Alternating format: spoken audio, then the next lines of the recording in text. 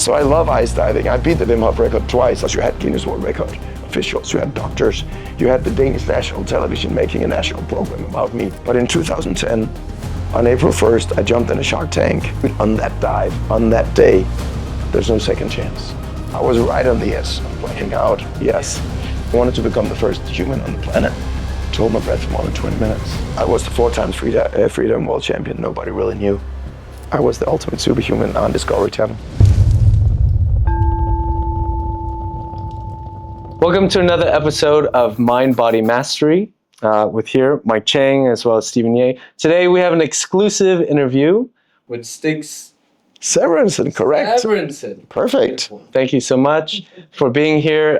We were just discussing before, and you definitely have quite a breadth of knowledge into so many different things, but specifically breathology and the power of the breath and how you can use conscious breath to essentially enhance your mind and your body and your experience in life. And that's kind of how the picture that I get. Am I getting 100% right, 100% correct. And then I have this little hobby, passion for breath holding. Okay. So I'm really explaining also, trying to my best to the world, all the wonderful benefits of holding your breath, or stilling the mind, or going into meditation underwater, or just using it as a pause in your everyday life. So breath holding can be seen from so many different angles. It doesn't have to be extreme, under ice, crazy long dives that we can certainly go deeper into. Yeah. But if you just see it as a pause, a way to still your body and your mind and reset, then that's a good starting point, at least, I think. Amazing. Yeah. How would you explain to somebody, like, how does breath holding pause their mind or create a pause for them? I mean, obviously they can just try it and see, but they can try right now, wherever they are. Yeah. And they can just breathe in through the nose. Good old belly breathing, hold the breath, not too full. You don't want to be too tense, and just sit and listen for the next minute without breathing. Smile on your face, podcast in your ear, Michael and Stephen here. And just feel this calming sensation rolling over your body. And realizing that you have plenty of oxygen, the life energy, life source. CO2 is rising because of the metabolic rate. You're producing energy, but you don't need to breathe yet. So you are pausing your breath, unquestionably. That creates a calmness in your mind because the breath is not moving in and out. Your brain is not moving back and forth. The breath moves the brain because of the hydrostatic pressure, the blood going up and down. So your brain is still. There's room to focus. You open different brain areas. And CO2 is a vasodilator. So now we get into 35 seconds, 40 seconds, 45 seconds. The CO2 is rising. Some people get the urge to breathe, but you don't need to breathe yet. Your oxygen is at 95, 98, you're good. And now the CO2 starts to expand the blood vessels in your brain, vasodilation. So you actually flood your brain with high levels of oxygen. You might go to 100% of the pulse oximeter if you're measuring the saturation. And now some people have started breathing, but that was not because they were low on oxygen, they were high on CO2. So when you train, hypercapnic training, this is called hypercapnic, high levels of CO2, you train your mind and your body to adapt to higher levels of stress. And that is why it's the best self-management, self-development training in the world. According to me, right? It's the best form of self-management. So that should demonstrate that right there. You might get into a bit of panic because you're not used to training your mind and your body responds. But it's easy to do it a few times a week. 1 month, you see amazing results in your everyday life. Can you elaborate more on that? Like, for let's say somebody, they understand about oxygen. So you talk about the CO2 increasing. Can you elaborate, like, how does the CO2 increase? And then you talk about it, the blood, the vessels dilate. Yeah. Dive into that a little bit more, people are watching. CO2 is what many people think of as a waste product. Mm-hmm. It is a part of the metabolic process. It's a gas, carbon dioxide, CO2, 2 oxygen, so dioxide, 2. And it's blown out from the exhale with other things you don't need. Toxins, waste products. A lot of things are cleansed through the lungs. not just spleen, liver, kidney. Those are the cleansing organs, but you also cleanse a lot through your breath. When you create energy from the oxygen you take in and the food you eat, then you produce ATP, adenosine triphosphate. It's a little molecule with some bridges, some connections, phosphorus creations of energy. And when they break, you release energy. That's how we live. It's then broken into adenosine diphosphate, so 2 instead of 3. So it doesn't matter the chemistry, the biochemistry. It just means that oxygen is used with the sugars or the food we eat to create energy. It's called an aerobic process. We are aerobic beings, and we need energy to survive and live, sustain life. But a byproduct is CO2. And doctors mostly think of it as a waste product. But CO2 is also a vasodilator. Oxygen is a vasoconstrictor. Oxygen will constrict your blood vessels, also in your brain. So if you want to open the blood vessels and allow more blood to flow through your system, also in the extremities, in your peripheral, so in your arms and legs, when you're diving, the diving response kicks in and you pool blood around your lungs, heart, and brain, the most oxygen-sensitive organs. But if you want all of your cells to be flooded with oxygen, you have a good effect of CO2. And it stems back to another fellow Dane, I'm Danish, another researcher. My background is in biology, in case you don't know, with a PhD in medicine. So Christian Bohr, also the famous Niels Bohr, both Nobel laureates, and Christian Bohr, Nobel Prize winner, described the Bohr effect.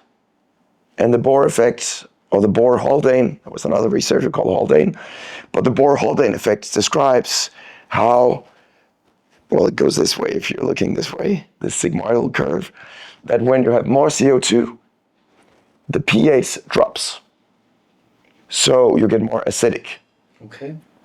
And the pH dropping, the more H+, the more free hydrogen ions, the more you can deliver oxygen to every single cell, because when pH, when the acidity, would call it, is climbing, or the pH is dropping, the affinity of oxygen is smaller. In other words, to describe it in a simple way, when you hold your breath and CO2 climbs and H+ climbs, then on the curve of the Bohr effect describes that the affinity is smaller for the hemoglobin molecule. So the hemoglobin molecule is an iron-rich molecule that has 4 wheels, like a car. On each wheel there's an oxygen molecule, 4 molecules in total. And it's easier for the hemoglobin, the red blood cell, to release oxygen when the affinity is less. And CO2 pushes that from the Bohr effect. So it's easier for the body to absorb oxygen when you have more CO2. Does that make sense? Wow. So that's interesting, right? Because It's very interesting. we think about it as the opposite most of the time. Get rid of the CO2 in the body, right? Because it's an exhale. So you're saying that the more CO2 in the body, Science is saying. I'm just explaining it in a way that doctors don't explain it. For athletes, for better health, better blood perfusion. You increase blood perfusion and oxygen delivery holding your breath momentarily. And then on the long run, you produce more EPO from breath holds. Splenic contraction is well described. Diving physiology, the mammalian dive response. You release more red blood cells because they're stored in the spleen. It's called the blood red spleen in biology. And then on a long-term effect, that's why I train athletes, Tour de France riders, Olympian athletes, Madison Keys, who just won the Australian Open, Victor Axelsen, who just won the double gold.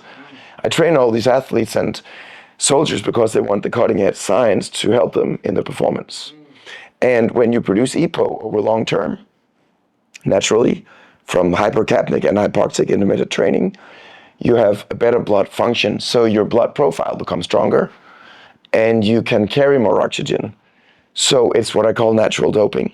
And that's what I've been teaching for the last 2 decades to athletes and also some CEOs, high performance business people, but mostly military and and Olympian athletes. You get a completely natural, cutting edge advantage. It's amazing. From these techniques, and they're completely safe. But you produce EPO, erythropoietin, which is a hormone produced, stimulated by the bone marrow, released from the stem cells, turned into red blood cells. It takes about 90 to 120 days for the cycle to shift. Every human being changes every 3 to 4 months. Okay. And with that, you need to time your training in the windows for your performance. But from breath holding, you can stimulate EPO production. Wow. And is this happening from inhaling hold or an exhale hold? Both. And that's why the pranayama from India, the kumbhaks, the bahir kumbhak, the antar kumbhak, whether it's breath hold with or without, or retention, as some people call it, with full lung or no air in the lung or empty lung, both work fine. Just different strategies and different ways and times when to implement. Also in the sports regime. Why would you do empty lung? Well, we can dive straight into it. I do that with the Navy SEALs. It's more hardcore. It's more no bullshit. It's tougher. A guy like Mike, who's super fit, would use it in his daily regime. He would use it in his weightlifting, in his body movement, because the effect is faster. If you have a full lung, it takes 2-3 minutes until you get the air hunger, right? If you do squats and you hold your breath, it will take at least a minute or two to get the air hunger, the CO2 rising. If you expel, you have less oxygen because you have less air and less buffer for the CO2 in the lungs to buffer. So the blood effect of the CO2 rising for the carotid artery sensors for the CO2 will have a faster signal to the brain. So maybe 30 seconds of squats, you'll go like, That's when the mental part kicks in. Now you're training mental resilience. That's what I train the Navy SEALs, the high-end athletes. Now it's a mental game. It's not just a neurological, physiological training adaptation. It's also a mind adaptation to overcome the urge to breathe, which is, hands down, the strongest reflex of life, right? That you cannot breathe. The power to breathe, The power to decide not to breathe is the strongest reflex. I don't care what you throw at me. Try to find any reflex that's stronger than the will to live. Hold somebody underwater, ask them after 4 or 5 minutes, what's the strongest reflex? Yeah, it's simple.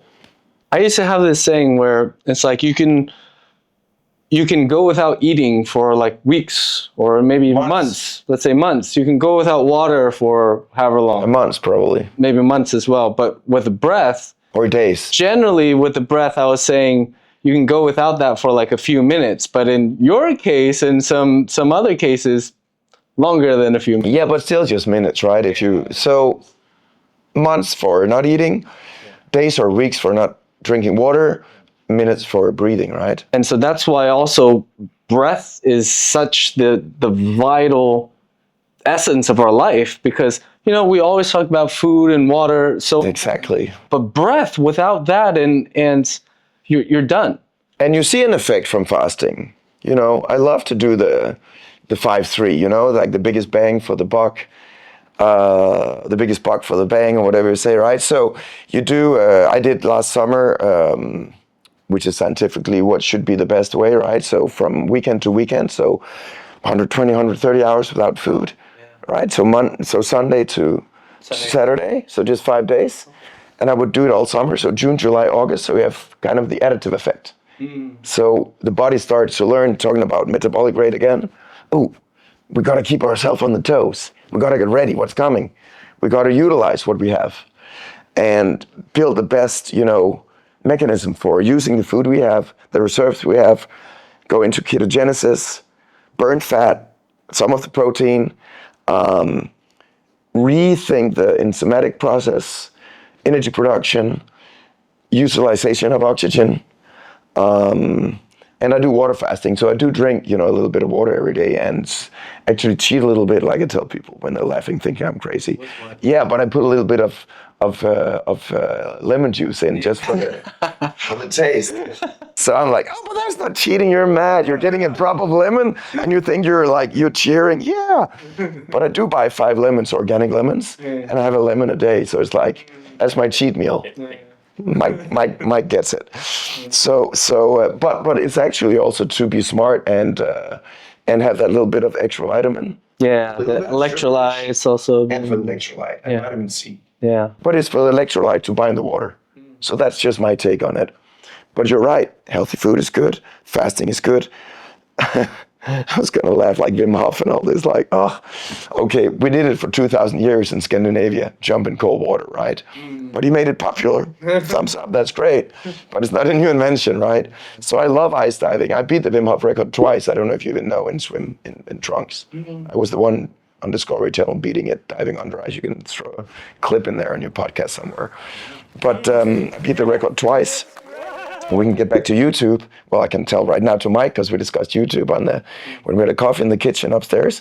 And because of a good friend, thank you, Scott, that became a manager in 2009-10 in California when I started Breathology, bootstrap from zero. And I was like, oh, I got to get this breath work to the masses. I got to get the knowledge that I've been so privileged to learn from the best athletes, best scientists, best researchers, best yogis in the world. When I travel to India, Himalaya, I got to give this knowledge in a package that fits modern life. And that's what Breathology is. Cutting edge science, peak performance, and respect for the timeless wisdom of ancient knowledge, right? So all those three pillars is Breathology. So how can I package that and sell that online? How can I multiply my knowledge and my delivery videos? And then Scott, my manager at the time, said, he was like 24, you got to use this YouTube. I was like, what is YouTube? I'd never heard about it. Like, it was like a TikTok, Snapchat thing. What is this YouTube? I never heard about it. And old man I was already at that time, much older now. So we started a YouTube channel, Breathology. You can find it online. And we didn't put a lot of stuff in there, so it's not a big channel, but it's there. Back to the story, then on YouTube, I found this crazy guy with beard running around in shorts. And nobody had heard, I promise you, nobody had heard about Wim Hof in 2010 or 9. Nobody, for sure. He probably had 5 views. Go back and check. So I saw this guy, I was like, because my background is in swimming, people don't know I'm from a competitive background of swimming. I just told Mike upstairs when we also looked at the pool, right, and the kids. And all the underwater rugby, all this crazy stuff we can get back to. But I saw this crazy guy swimming underwater with not the best of techniques in a swim, like in a surf shorts. I was like, first of all, you swim underwater, you put trunks, whatever you think of trunks, of a little... Just for dynamics. For hydrodynamics, for being, streamlined, you don't go in a surf short. But also grew up in Florida. I don't know what people think and how they look at you in a little Speedo. So, pros and cons. Anyways, everything for performance, right? So I was like, okay, this guy doesn't understand so much about water and swimming, but he's doing a great job, he's doing the best he can with his skill and his technique. And kudos, he's diving under ice. It was 2010. It's a long time ago. You also have to think of the mindset. It was a very long, dangerous dive. He actually passed out in the dive. You see him getting dragged out. Nobody talks about it, but he blacked out. It wouldn't be recognized today in Guinness World Records. Anyways, I thought, this was 2009, I thought, why don't I beat this record? And in 2010, around this time, now, January, February, we had a sub-zero winter. So we had very freezing temperatures for 3 months. And I was like, I'm in Denmark. I was back from California, where I moved in 2009. I was like, let's use the moment. Let's optimize my training. So I was diving in the ice water, had my safety divers, scuba divers. In my polar, I swim in ice water every day. So I had this polar bear club. I would do swimming naked in the water. We don't have Speedos. We're just naked. Men and women. Yeah, we do sauna. Ice cold, ice plunge, sauna, ice plunge. This is 15 years ago. Love it. And then I was like, I will use this training to do another world record. And I then beat Wim Hof on the 6th of March, 2 days before my birthday. And my first official under ice record. But that was actually a training talking about mindset, because I had gotten the crazy notion, this idea. I wanted to become the first human on the planet to hold my breath for more than 20 minutes. In training, in an official record attempt, nobody had done it. Nobody, even close. So I thought, why don't I see if I can become the first out of 7 billion people on the planet to hold my breath more than 20 minutes? So I trained for that. So honestly speaking to you guys, the ice diving was doable for me. I went on to beat it with quite a bigger distance, right? In 2012, when I also moved the world record in breath holding to 22 minutes, straight numbers. But in 2010, on April 1st, I jumped in a shark tank, also to have some fun, because I'm very childish. So I realized kids would find it extremely boring. For a guy who's floating for 20 minutes, extremely boring, right? I'm even getting bored and yawning, like literally yawning, like I have this reflex trained from my freediving. When I relax, I have to relax, I go into yawning. Vagus nerve activation, it's instant. To calm yourself down, I call it relax on demand. And I use it one to breathing, but let's get back to that after for your audience for a little exercise. Yeah, but anyways, yeah, so I trained, and on 1st of April, I jumped in the shark tank, held my breath, 20 minutes, 10 seconds, to commemorate the year of 2010. Wow. I did it on April 1st to make it an April's Fool. Ha ha ha. Nobody believed it was true. It was true. I was on the front page in every newspaper the day after, because, Reuters, the world's agency of photos and news, Reuters got the photos. The photos of me in the shark tank floating became the world photo of the day. Wow. It went crazy viral without any plan and strategy. Danny's behind the camera here helping, and Mike and Steven here. So without any planning of going viral, I think there was not even a word called viral in 2010. Maybe Mike invented it on YouTube with the app stuff, six-pack stuff, but it went viral. Yeah. By pure luck, pure chance. And then it was in every newspaper because they can take these photos for free from writers. So mean. It was just luck, random luck, this shark and this guy floating, this crazy guy. So I did 20 minutes, 10 seconds. And the ice dive was a mental preparation to be able to stay underwater that long. Honest to God, honest, that's the truth. So it was a mental preparation for me and the body and the mind. Speaking of your podcast title, right? It was to be strong in body and mind to be able to do it because you had Guinness World Record officials, you had doctors, you had the Danish national television making a national program about me, how to manage stress under pressure with sharks, Guinness World Record attempt, filming for national television, all this stuff going on, and you just have to be zen. And you have to do it on that dive, on that day. There's no second chance. And I got lucky. And I passed the 20-minute, 10 seconds. You did 2010. I'm assuming maybe you could have even gone a bit more. I was almost at the limit there, I will admit. I mean, with sharks too. Some people just would freak out on the shark part. Did that even affect you though? You didn't even mention anything. Okay, with sharks anyways, the breath. It was not to, have the kids bored. And I'm very childish, so I believe in it. But it was also to show that sharks are not out to get you. Yeah. I'm a marine biologist. You probably don't know. I'm a trained marine biologist. I have a science degree in biology, master's degree in biology.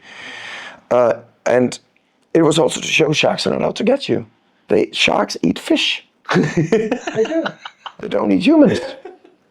Great whites, white, tiger sharks, hammerheads, bull sharks. You have 3 or 4 or 5 species of sharks that are big enough or wild enough that they might do damage to you, but they don't eat humans. Oh my God. And you can count human fatalities on 2 hands worldwide, and you have 10 million people every day, or 100 million in the water splashing. They don't eat you. They eat different prey. They spit you out. So there's no such thing as a Meg? Loch Ness monster, we don't know. But there are some mega big great whites, and they're big enough to eat you, but they spit you out. They're like, oh, what is this? What is it? Get me. Too skinny, like, what is this? What the hell? I want to seal with some blubber. Yeah. And they don't have hands. They taste and learn about the world with their teeth and the mouth. Wow. They do. They don't have hands. That would probably be an interesting experiment. So it was to show that sharks are not out to get you. So from that moment on, I was a 4 times freediving world champion already back then. Official world records, 4 times world champion is my lucky number for many reasons. Like we just talked about the 4th of February yesterday. RFK, go, go, go. 14 to 13 votes. Here we go. Cleanse it out, all that COVID nonsense, let it go. And all the big drug, big pharma, big agriculture, everything, flush it out. Back to the source, back to nature, back to, common sense. So I was the 4 times freedom world champion. Nobody really knew. just in the freediving world. Yeah. But with that world record, I became world famous because it went viral. Yeah. And from then on, all the Guinness World Records I did were more a marketing show. We can hire Danny also; she can help us. So I always created my world records as an event. So the core, number one objective, break the world record, break the 20 minutes barrier. I did that. Second objective, hit 20 minutes, 10 seconds on the spot. I got lucky. Good coaching also. You have to have good coaching. My brother was there also. He's coaching me. He's a doctor. He's a real doctor, like medical doctor. I just have a PhD in medicine. Fourth objective, show that sharks are not out to kill you. Tell a story. Talk about the marine environment. We need to protect these animals. We need to protect sharks. They're not horrible monsters as they're described in, Jaws and all these movies that made so much damage. 5, get the message out. So it's like an onion, and you have all these layers you have to peel. Yeah.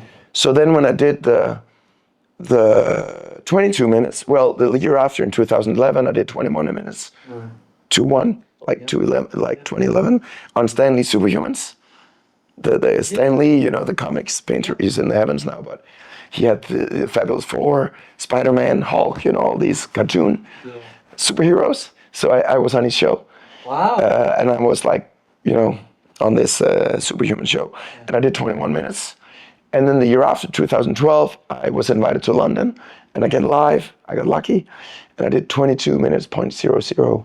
Or 22 minutes, .71, but 22 minutes on Stanley Superhumans. And I was crowned the ultimate superhuman. So this is where you cut and use this. I was the ultimate superhuman on Discovery Channel. Crowned by the Discovery Channel. As you do much more in marketing, or if you use it, you can put it in the highlight. But when I did 22 minutes, they crowned me the ultimate superhuman. And I won against other people doing other, like parkour and Marinelli band and other superhuman feats.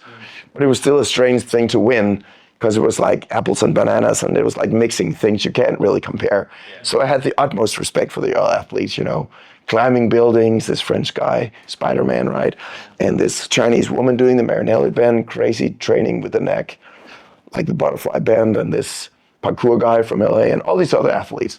But the panel thought I had the most crazy body-mind control to hold my breath for 22 minutes. That's incredible. And my point on that dive is that was right on the 100th of a millisecond. Ooh. I was right on the edge of blacking out, yes. In 2010, I might be able to do a few more seconds. You can see the dive. I come out smiling. You can see it. I also come out smiling. It's a very big lesson for me. Always smile. Remember the breath hold we did half an hour ago? I told people, put a smile on your face, right? Smile. Yeah. It makes you relax. It turns on all the good hormones in your body. Dopamine, serotonin, oxytocin, feeling loved, supported, yeah? Whereas the not smiling, grinding your teeth, adrenaline, cortisol, not helping you in that difficult situation. How about the yawn? You mentioned about the yawn. So the yawn. You can get back to the yawn. I told my stories here. Yeah. Let's cover the yawn for a moment. You talk about smiling and grinding, right? So a lot of people know about smiling is a nice way to bring positive attitude, right? Lifts up the mood. But I never heard about the yawning. Yawning creating It's one of my secret strategies. I discovered it, and I used it for so many years.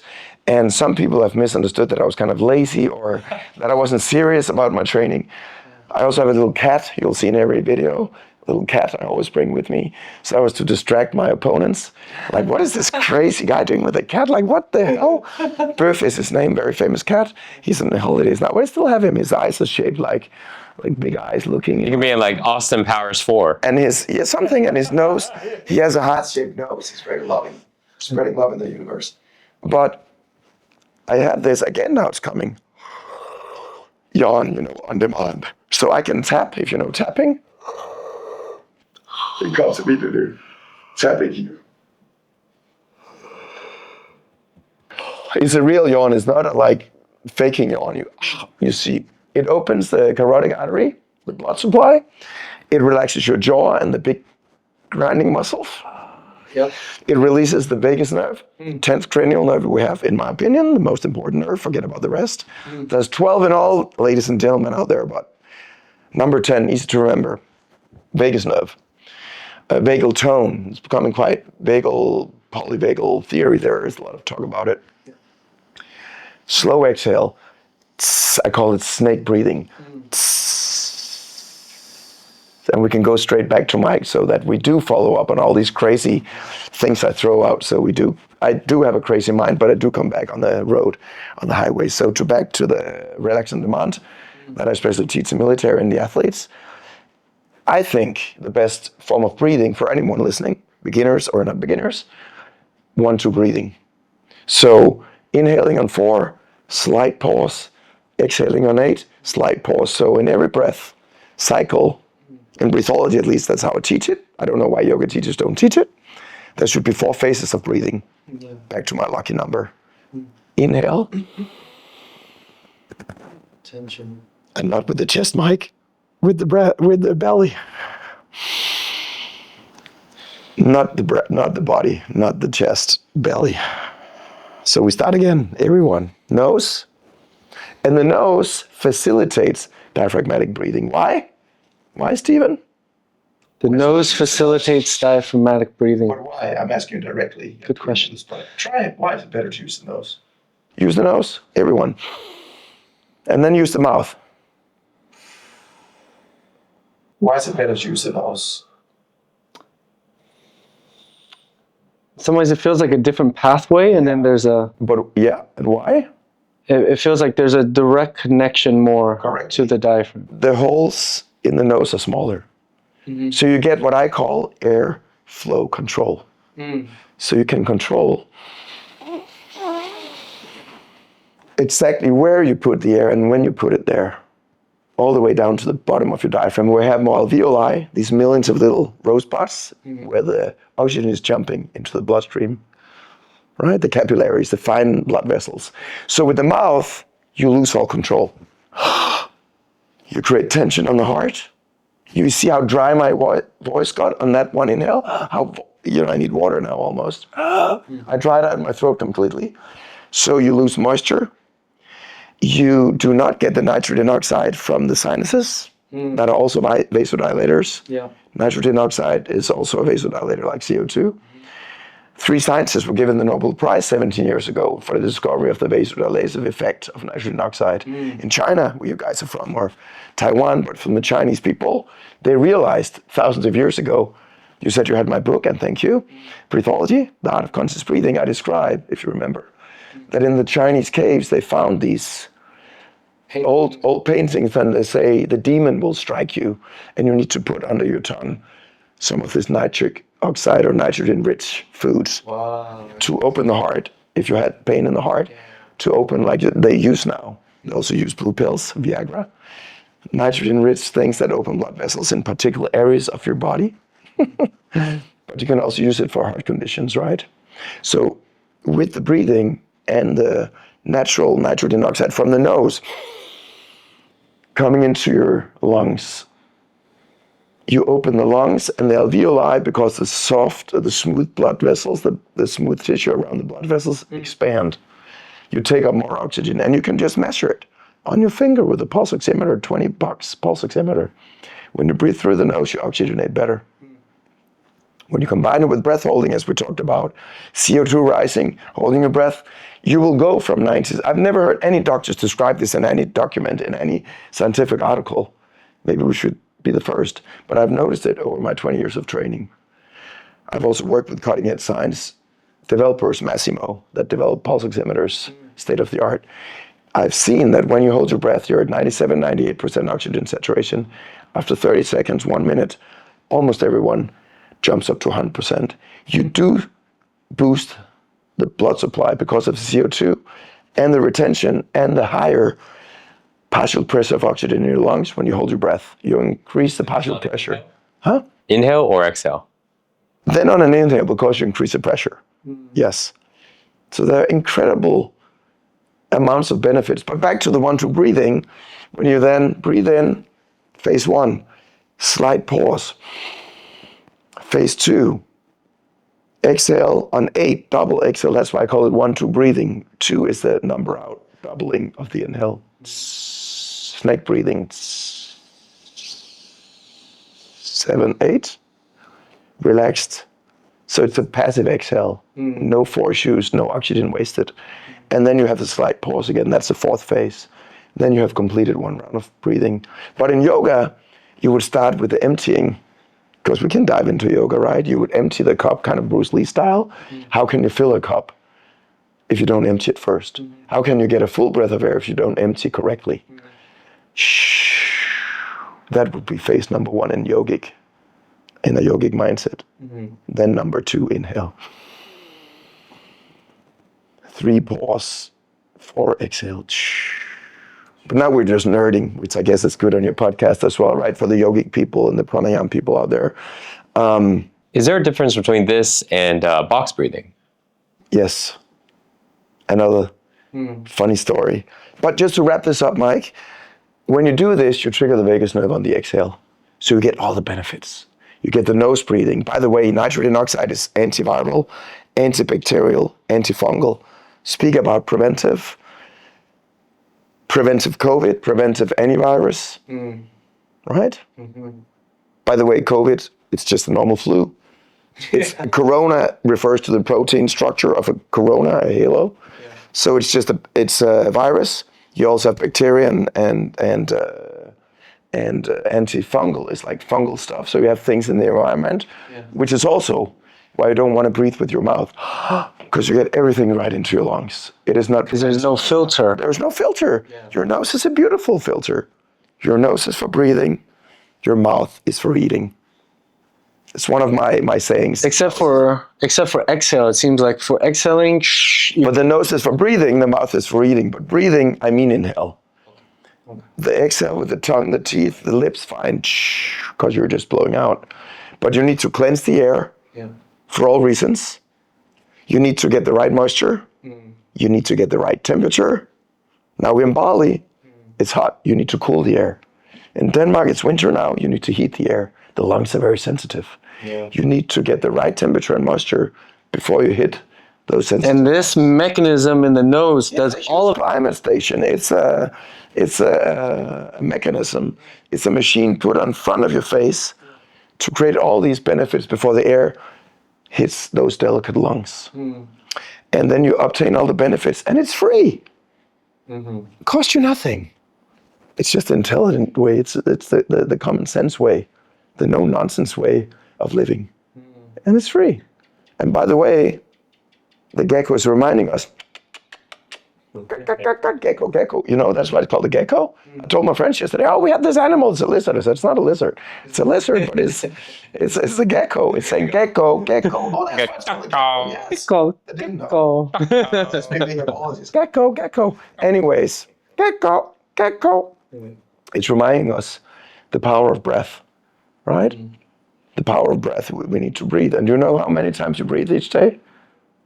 Do you know how many times you breathe per day? Everyone listening, I don't care who they are, anyone listening. I remember reading this a long, long time ago. It's been a while, but at least a few thousand. Yes. So what do you think out there? Put it in the comments if it's a YouTube video. Think to yourself, what is it, how many times? It doesn't matter how many times you breathe per day. If you're running, of course you breathe more, right? But you breathe between 25 and 30,000 times each day. It's a hell of a lot of breathing. Meaning you have 20 to 30,000 times each day a small Christmas gift where you can optimize your breathing. Every little breath is a present. What about for people that hold their breath? Because you get that a lot, right? People unconsciously hold their breath. Are they still getting in that much? Well, of course, as breath holding, when I trained at my peak, I would spend about 45 minutes in breath hold every day. Almost an hour, not breathing, every day. You live longer when you don't breathe or when you have more slow breathing, like whales, like turtles. You slow the metabolism. That is the science or the wisdom of yoga, that you live by your lifespan is counted in breaths.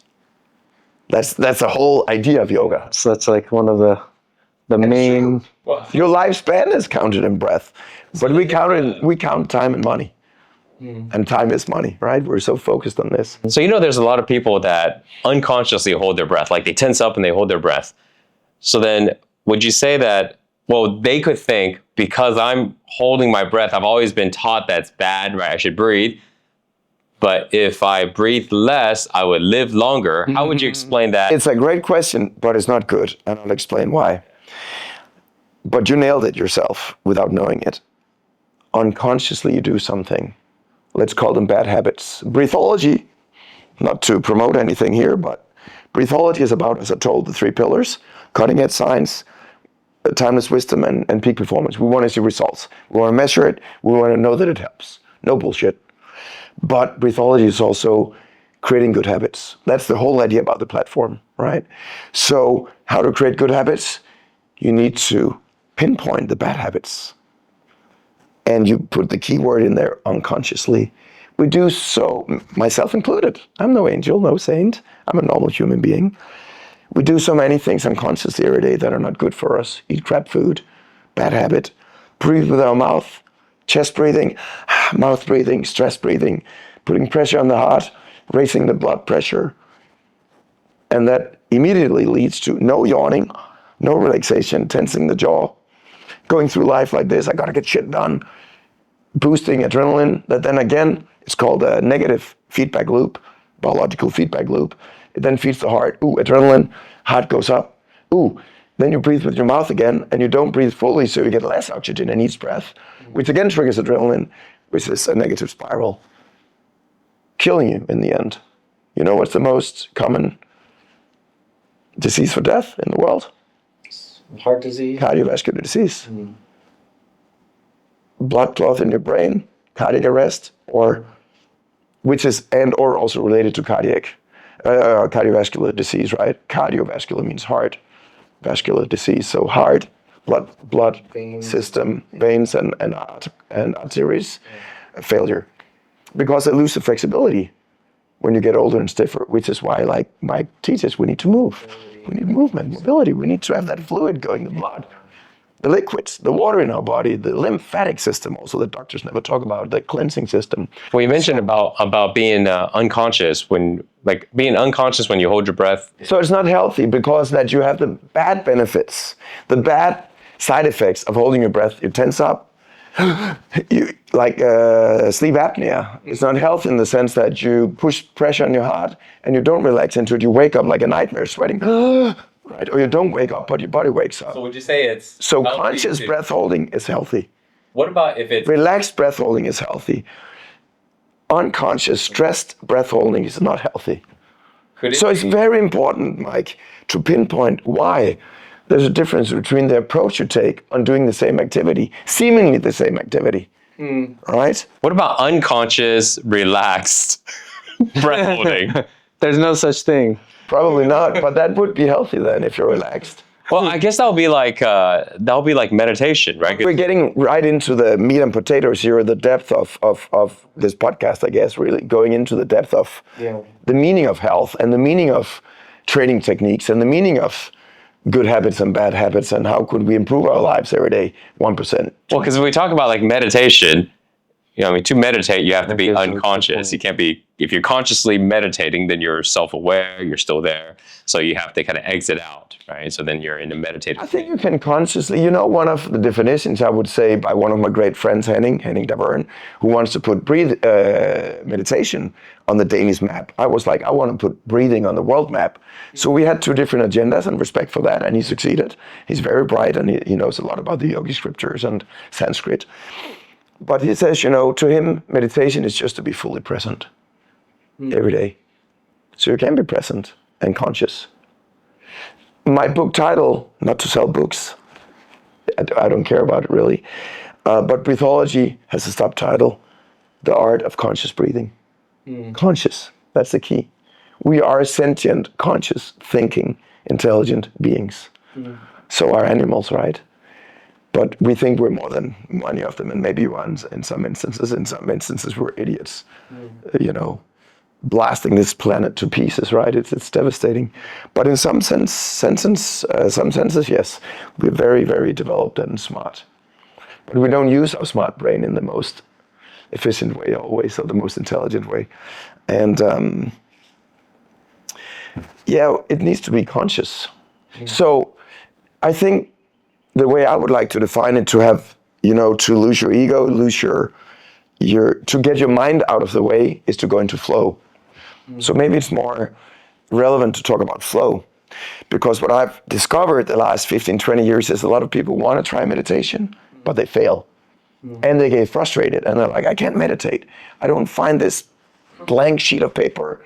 I can't see a flame. Like Prataka, these different yogic methods. Like I can't focus on one thing. I get disturbed by my kids, by my working station. So meditation fails and they get frustrated. Breath work you can always do. You can always do it in the bathroom, in the cab, sitting at the desk, right? That's why breath work is so efficient if you start to do it consciously. 1 minute a day, 5 minutes a day. But flow is great because you can only be in flow if you're not conscious. That's the thing. I was fortunate, you don't know this, of course, you don't know my background.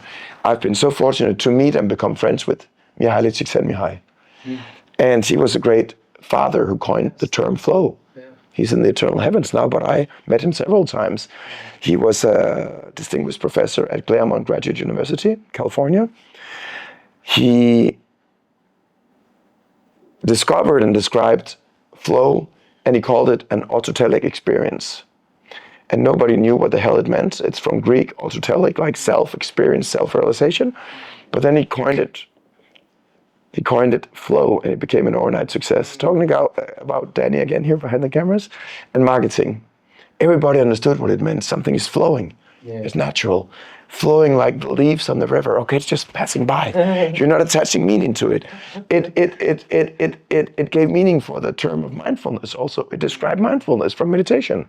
Oh, don't attach a meaning to it, bad or good. Just leave it. Let it be. Don't attach your emotions. Just let it flow.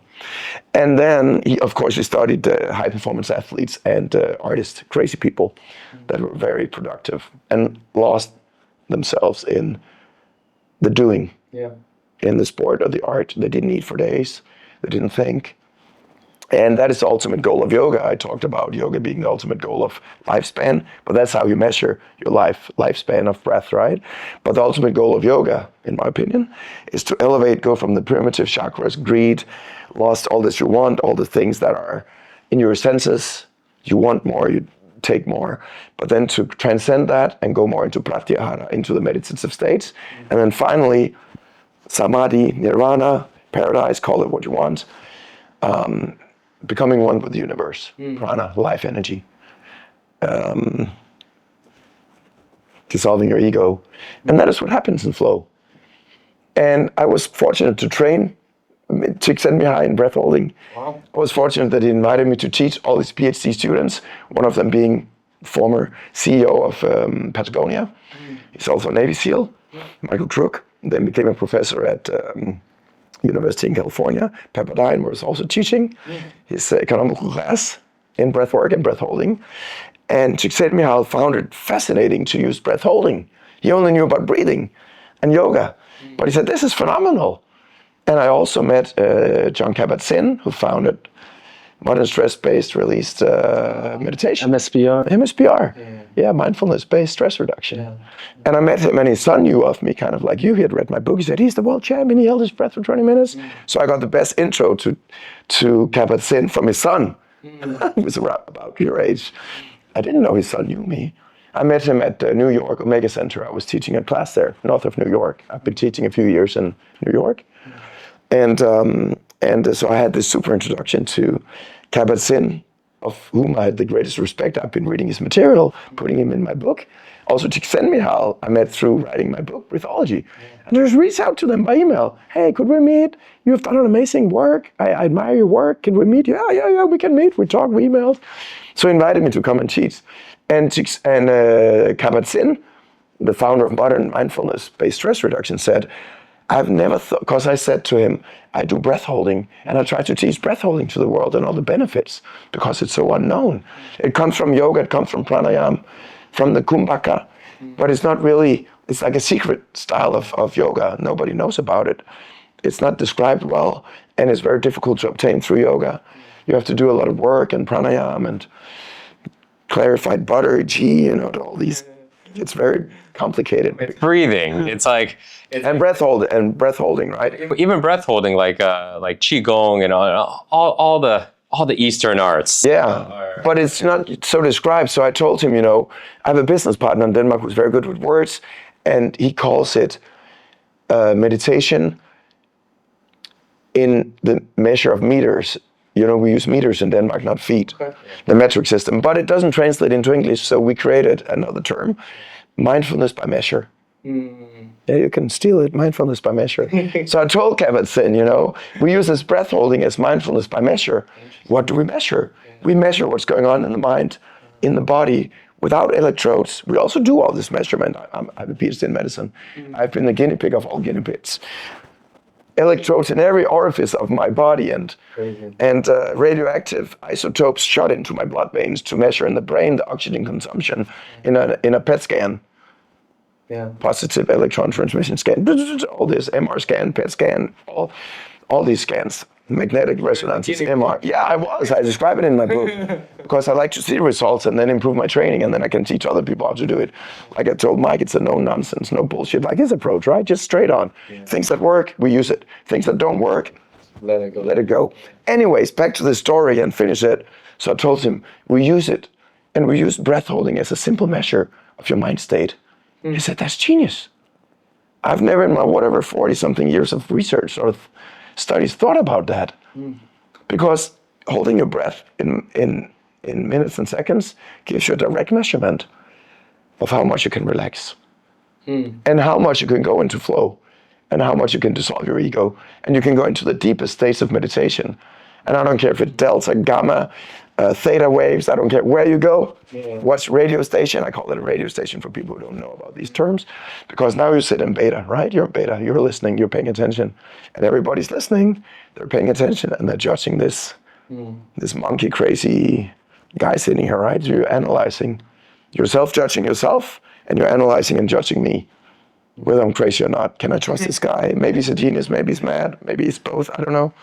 But you're always talking, and that takes so much away from your performance, from peak performance, from the ultimate person you can become. Because you have to let go of judgment, of resentment, of images you're creating because you put limiting beliefs around yourself.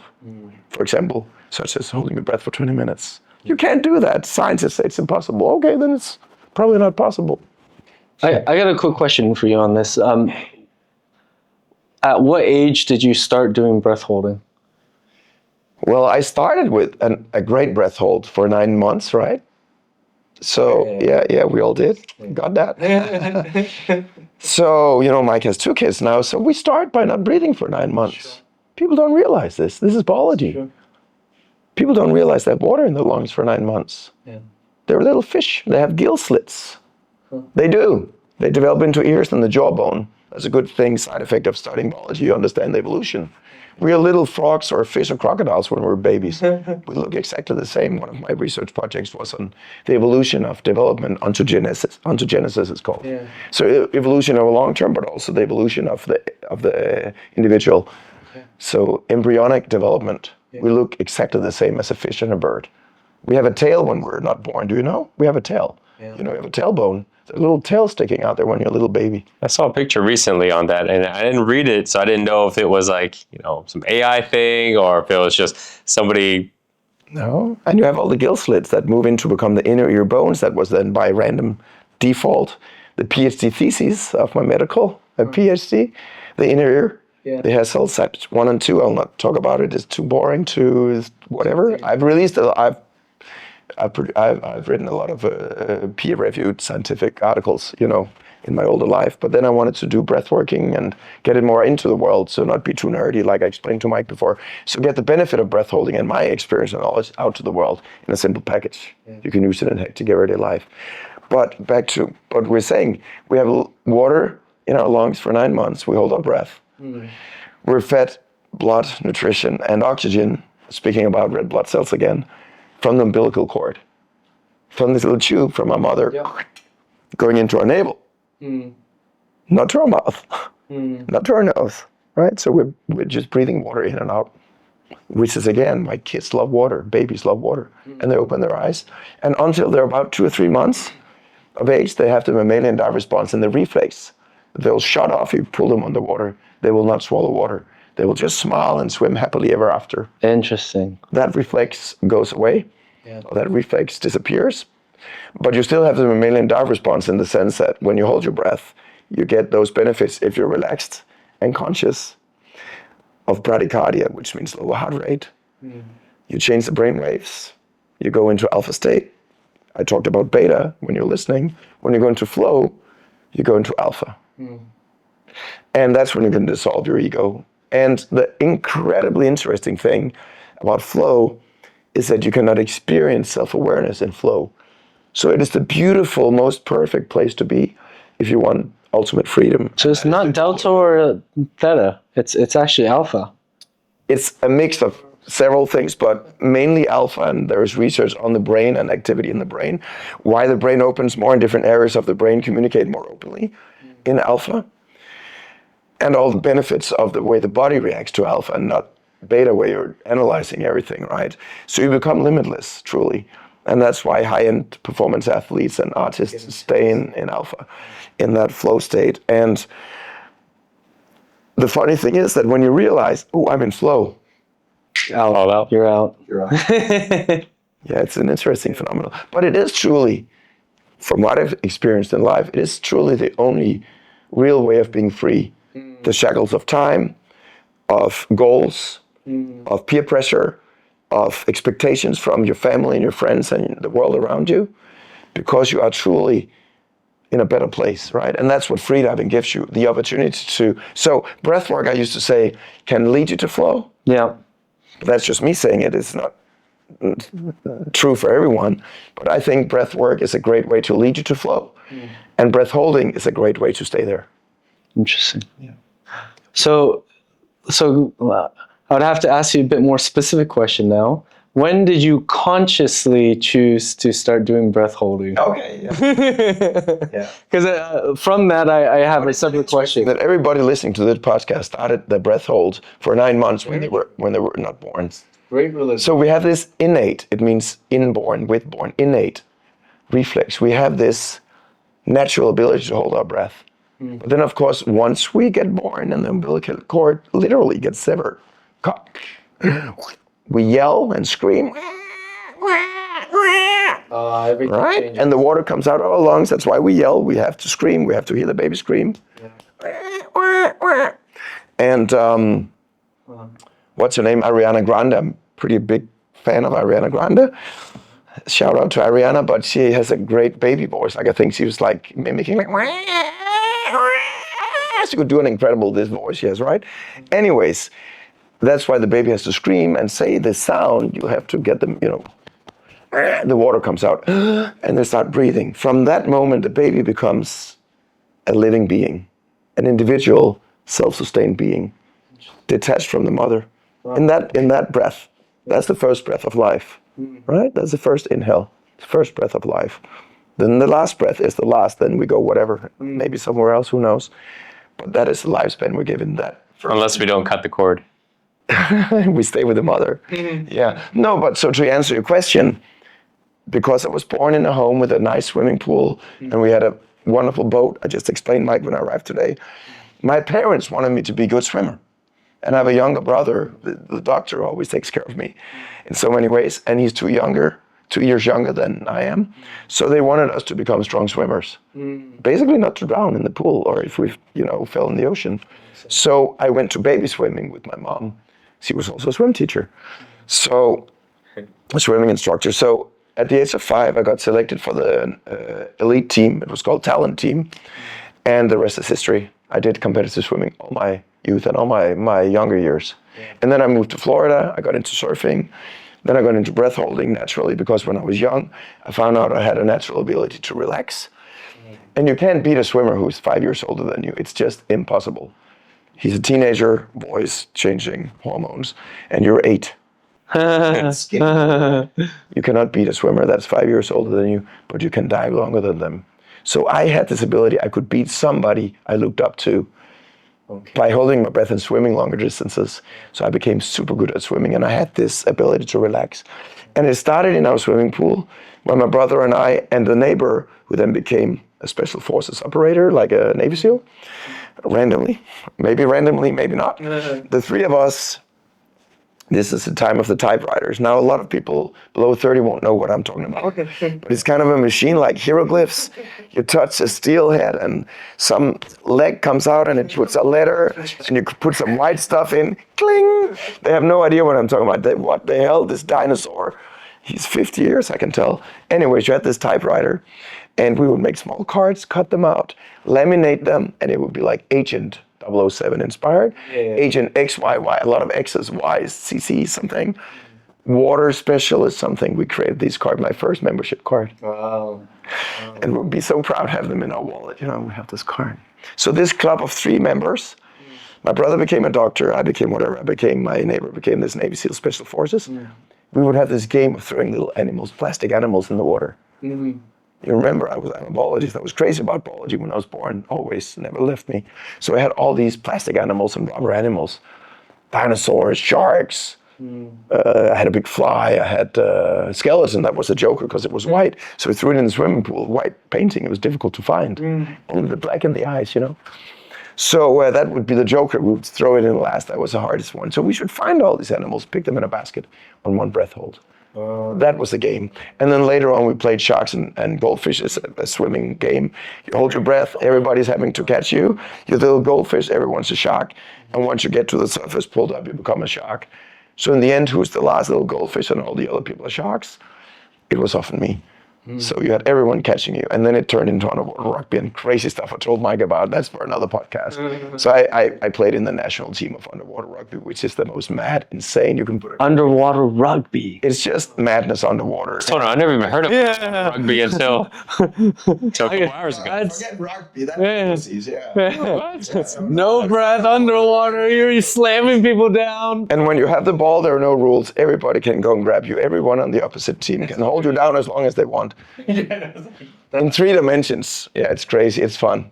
It's great cardiovascular training and hypercapnic training. So, to answer your question, I was lucky to be born in a family that supported competitive sports, swimming, my diving. We also traveled every summer because I'm born in Denmark with a Swedish mom, so it's not the most stable of weather. So we would travel for 2-3 weeks to the Mediterranean every summer in my life. We would sail and travel to the Mediterranean. So France, Italy, Yugoslavia, it was called back then, before the war and everything. Italy, Spain, so all the Mediterranean countries, and always to the beach. So I would, I can send you a picture if you want to put it on the podcast. I was like the most proud moment of my life when I got my first spear gun and a knife. And James Bond again. Thank you, James Bond. Thank you, Ian Fleming. So the knife, on my calf, spear gun with my brother, and then I'll have pictures of my first octopus I shot, So it was all just nature. And the more I could hold my breath, the longer I could stay underwater and experience the world of wonders. And Jacques Cousteau came out at that time, And it was, it was in the 70s. Yeah. So it just was a game that never stopped. That's why I'm here today, still playing. Yeah. Playing that game, never changed. Just follow that path randomly. Makes sense. Yeah. I was trying to find out if there was a period. Seems like it's just a natural, this is your life. I was trying to find out if there was a... Very blessed, privileged life, but I just went by interest, always. Yeah. Hobby and interest. I never had a job in my life. What do you think would be the difference? Like you work with many people, but I guess it will be difficult to maybe experience what's going on inside. But I'm just trying to figure out what it would be like before breathwork, just having a normal life going through, and then really starting to dive into breathwork or breath holding, and essentially the change of physical and mental experience that you have with life after that. I don't know if he has it before and after. I think that's the trouble. Do you mean for me or for my clients? I mean, for you, it seems like it's just been your life, so there's a harder comparison. Well, there is another catch to the story. I had severe asthma as a child. Okay. Yeah, at the age of 4 or 5. Okay. So I remember grinding my teeth and simply I couldn't get enough air in, Yeah. and it was like the worst feeling, like you're dying literally. Yeah. And I remember, which again, like when you're a child, you have a different way of experiencing the world or understanding the world. So I felt my teeth were too big. Like that's what I felt. Like there was something blocking my air. Like I didn't understand it. You know, I had quite big teeth as a child. So I felt that. That's why you're supposed to nose breathe, Stig. I didn't know at that time, right? So no doctors told me or school teachers. Yeah. Yeah. The basics of life. They don't teach you. They teach you math and stuff you can't use, you know, for anything really. It's not about math, right? It's just about figuring it out, really. It doesn't matter if you know math, and everybody has a phone now. History, I'm not saying it's not important, but you can just ask Google or AI or whatever, DeepSeek, whatever. You need to figure it out. That's what you need. You need to figure life out, you know. That's what you need to be able to do. Put things together, put perspective on things, you know. Anyways, I had severe asthma, so I think from curing myself and from the breath holds and feeling the benefits of breath holding and swimming, I've helped so many people now with asthma and allergies, because I'm not saying that I can help every single person throw the inhalers away. I can certainly reduce the medical load and inhalers. I'm totally against medication and vaccines and nonsense bullshit if you don't need it. Like I'm, of course, absolutely not vaccinated for COVID nonsense. Why should I? I'm super healthy. I'm strong. I was absolutely not in a risk group. Why should I take any damn rat poison that was not tested, not safe, not anything? So I'm not against medication or science or safe, you know, peer-reviewed, tested medication, but inhalers can never cure your asthma. That's just a fact. It's not that I'm against or pro or anything. It can alleviate. Just like antidepressant medicine can fix your PTSD. Yeah. It doesn't go back and fix the trauma. It reduces the symptoms or fucks you up basically, but you can get high. I have a TED Talk out, people can find it, called Breath Holding is the New Black. It's a TED Talk. I've done 2 TED Talks, but this one, 2019, again, about my records. I always make sure that when I'm on stage, literally on a stage, now I'm on your stage, thank you. But when I'm on the TED stage, I talk about my old records. That's why I get invited. You need to get invited to TED. You just don't show up. TED is this platform with letters, red letters, T. But some people don't know, TED. And it's called TEDx when it's like a little sister TED, you know, the big TED and then TEDx, the sister TED Talk. So in 2010, I did the 20 minutes 10. I was invited to talk about it. I talked about Lyme's disease, how I cured a guy with Lyme's disease. A guy that I owned a big favor because he was the one describing how I should become the best freediver in the world at that time. He described that path and how I should train. He was a sports psychologist. I paid the favor back by getting him out of his Lyme's disease when he couldn't walk, he couldn't talk, couldn't do anything. It's in the TED Talk from 2010 on YouTube. And doctor said he would never walk again. That's what they believed. Not a good thing to tell a patient anyways, whether you believe it or not, right? But you can see that TED Talk. So the other TED Talk, 2019, I talked about PTSD and trauma. Anxiety, fear, and how, just to end that sentence, you can take antidepressant medicine or get high or get drunk. Same effect. Same effect. You forget who you are. You forget your trauma. You forget the drama for 10 minutes or 20 minutes. And then you're dependent on some medication. You're fucked. Yeah. And then you commit suicide or do damage to other people or yourself. Self-inflicted pain because you're in so much pain inside that you just want to get rid of it. That's basically what it is, trauma, post-traumatic stress. And so I've donated to veterans for the last 15 years. Started donating in California. I've made a program called PTSD Liberation. It's completely free. It's online for stress management, anxiety, fear, but especially for veterans with big conflicts inside. We've created that PTSD Liberation. So I was talking about that on the TED Talk. So I found a way to alleviate my asthma without taking medication, so I've never taken inhalers since. I've trained other people. One prominent yoga teacher in Copenhagen who owns, it's called Copenhagen Yoga, biggest yoga center in Copenhagen. He had been taking inhalers all his life. He's a bit older than I am, 55 maybe, 58. Jan is his name, and he got completely rid of medication. I've had other people write me, I got completely rid of my inhalers. You can go and see my testimonials on breathology.com. But anyways, you cannot always promise to cure it, But with changing the balance of your blood, the CO2-O2 balance, the acidity, again, back to clean food, more vegetarian, more just clean food in general, with less artificial things in your body, getting back to a normal breathing rhythm, higher CO2 tolerance in your everyday breath. Nose breathing, slow exhale actually increases the CO2. When you exhale slowly, you have more time to build up CO2. Maybe just 5 seconds, but it's still enough. It's also related to the oxygen advantage, Patrick McEwen, and it's related to the butoical breathing, which inspired the O2, the oxygen advantage. So it goes back to a lot of breathing styles that will improve your health from chasing the breathing rhythm in your everyday life. So that's to answer your question. I healed myself, and then I became more and more aware when I started martial arts at the age of, well, in my teenage years. And I realized how important it was not to tire myself out or produce too much lactic acid to control the breathing. And funny story, now I'm training the Navy SEALs, the Special Forces in Denmark, the EU, the people that are, in the heart of the EU for self-defense, for lifeguards, basically, for the prominent people, the politicians. So I'm training the bodyguards now, and breath work for these high-end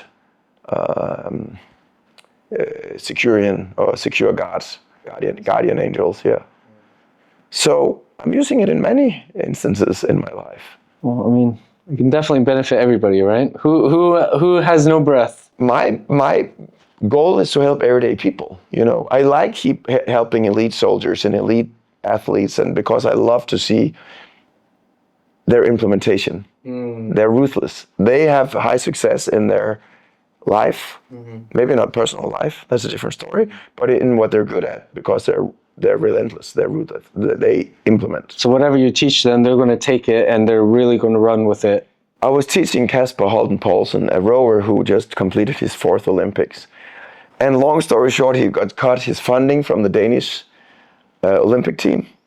And this is public knowledge, so I'm not slamming anyone, it's just a fact. They thought he was too old. 16 years, 4 Olympics. Yeah, but he is older, like I am. But they said, you're too old, we'll put our money on the younger generation. He said, I'm the fastest in Denmark still. I'm the most winning athlete ever in kayak. And you cut my funding. So I saw this post that he reached out and did a GoFundMe. Imagine how humble you have to be. I'm okay. I'm in shape, but I'm not like in super shape, like in my peak. This guy is a Adonis. He's a Greek god, He's a rower, kayak rower. He's like the most cut guy you ever saw. So imagine the humbleness he needs to show to put a GoFundMe campaign out. Like, sorry guys, I'm having a baby. We just bought a house. I have no funds left. My dream is to complete the 4th Olympics. Wow. I was just cut by the Danish team Olympic. It's called the Danish national team. Team Denmark, it's called Array Team Denmark. And which also never supported freediving. They didn't believe in it. So I funded myself. So I reached out to him when I was in Dubai. I said, I'll coach you for free. We'll get you to the Olympics. Wow. You need to ask the next question then. And how did it go? He qualified. Yes, we got it. No funding, no nothing, right? So my point is, this guy implemented like I've never seen a guy implement, like his life depended on it, which it did, right? He had risked all this and he wanted his big dream to come true, to participate in his 4th Olympic. Not many athletes in the world have competed in 4 Olympics. So there are over 16 years of elite Olympic level training. And he had a burnout, he had a trauma as well from burning out from his sports. So he also had PTSD, diagnosed by a psychotherapist, a psychologist. So he really had a trauma. And he came back. And I've never seen a guy implement like this guy. I would train him on WhatsApp with my high-end clients. I give them my WhatsApp number. I never have anyone contacting me. No emails, nothing. My team in Breathology manages all my everyday life. Nobody can reach me. That's how I set up my life. Mike has my WhatsApp. You don't have it. Mike has it and a few other people, but that's the only way to reach me. Everything else goes through my team. But of course, my high-end clients, I give my direct access. So I was training him from Dubai on the phone, and every day I said something. Next day he would come back videos feedback. This worked, this didn't work, this I changed a little bit, this was amazing. Steve, I've never felt so powerful in that strike or that stroke or that stride. And I implemented the nose breathing and I put the tape and I did the breath holding before my sprint and I changed my diet and he was just a machine. That's why I love training the echelon, the highest tier in the world, because they implement. Why? Because that's how they got there. But I love everyday people to benefit from little changes, from the bad habits, and recognizing the bad habits and then changing them into good habits because it's free. How do you help everyday people implement? Because Well, I help them by creating, for example, the breath hold challenge. I hope you can put a link somewhere. I have the 7-day breath hold challenge. So in 7 days, we don't promise, but we hope that we can help people double their breath hold. Yeah. And that was a crazy idea I got, Mike, that I didn't tell you. Maybe Stephen as well. Yeah, that you might want to do it with me since I'm here in Bali. Maybe not. Maybe I'm putting you on the spot. You have babies, you have a busy life. But maybe it would be fun for your Instagram followers or somebody who's, I don't know if you have a special master group or mastermind group. I don't know about you.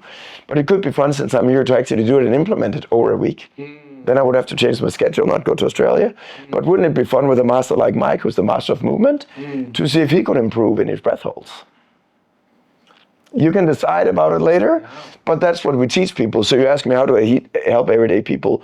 I've created the breath hold challenge. It's taken 7 years to create it.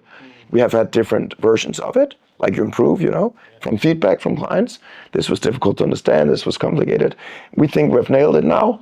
7 days, a video of 2 to 5 minutes, because people are busy. I respect people's time. Life is busy. So we created a video each day. You implement, you do 5-10 minutes of training.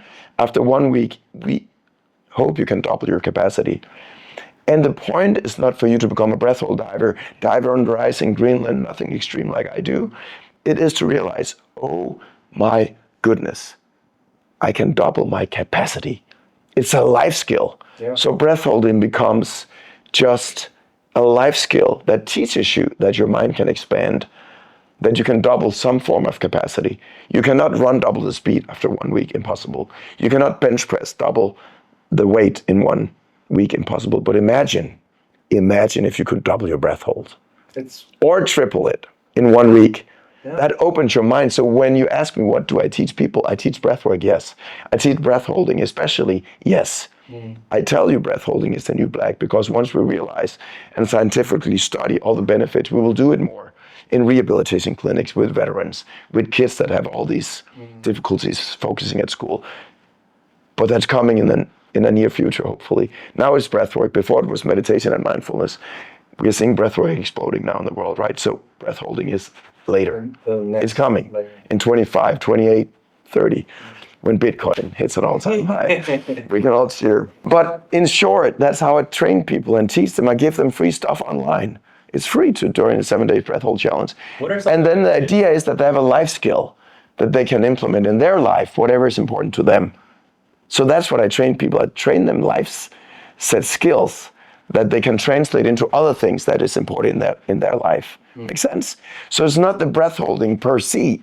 The breath holding is just a trick. It's a tool. It's a tool to show people they can do so much more in their lives than they imagine. What are some of the benefits that you've seen people experience when they double their breath? Well, one thing is they get more in touch.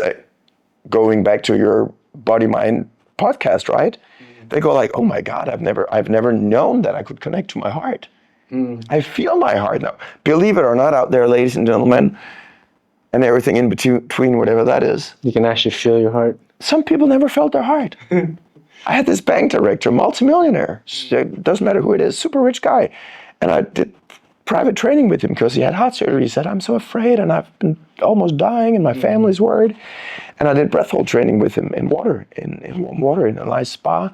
And he said, I've never felt my breath. I have a BMW, I have all this money. I've never connected with my heart. I never knew you could feel your heart. So when you say feel your heart, like feeling the heartbeat, like feeling you had a heart. Feeling it there. He had never noticed that he had an organ pumping in his chest. This warm, soft feeling. It's true, because on a daily basis, he was just focused on business, money, and nearly died from stroke, right? He had heart surgery. So that's one like life-changing realization, wow, I can connect to my heart.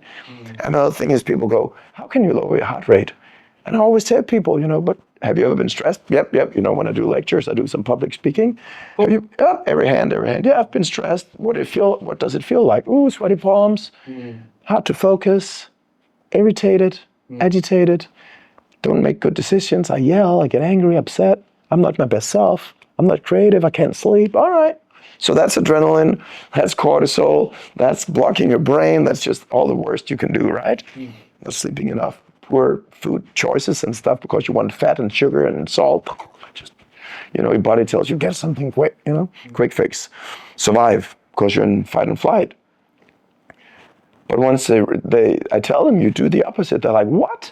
Yeah, when you can stress yourself, of course you can learn to do the opposite. The dime drops like, whoa, what the hell? How nobody told me. I said, you have an inner dolphin. You have a set of reflexes in your body that are designed to do just that. And with calm, relaxed, conscious breathing, soft breathing, that's why I teach the 1-2 and not box breathing. To go back on that, I told you I always come back on the hooks, right? So box breathing, to tell you a funny story here. So I tell them you can always teach yourself to lower your heart rate, trigger the vagus nerve, slow exhale, snake breathing. I say snake breathing because everybody understands what it is. I realize this is smart to say. 2 weeks ago in Cambodia, I think Mike knows I support a school in Cambodia. I channel a lot of money and support there, and I go there to help them. So I dragged the 200 kids out 2 weeks ago in the morning, and we did breath work together. People can find it on my Instagram. And we support them. And it's my school, or I'm part of the school, my rules. So they do breath work like I want every school to do in the world, right? Yeah.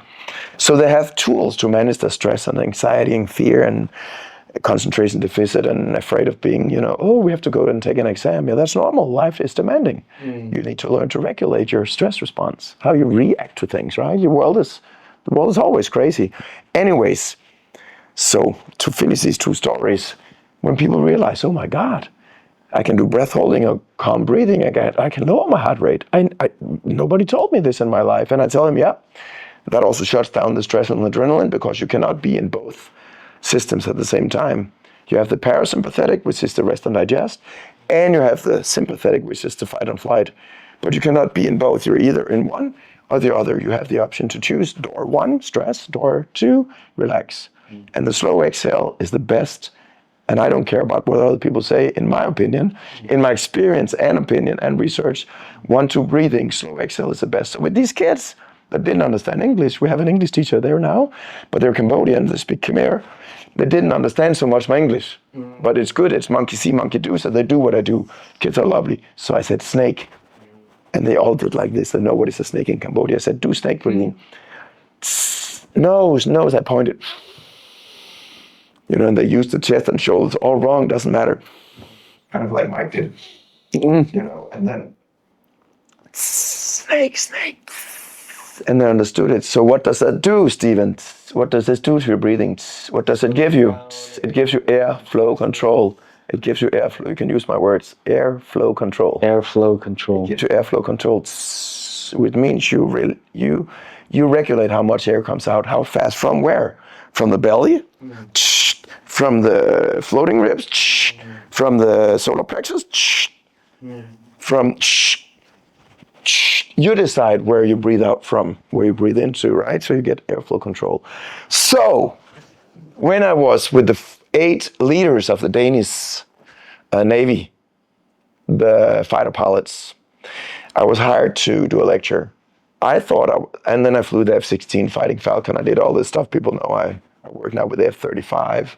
It's the new fighter plane, and we're getting in Europe and stuff. So I work with all these fascinating people, and they trust me for my results and for keeping my mouth shut. They talked about box breathing to you. They told me when I was lecturing them on stress management, and it was actually not so much about flying.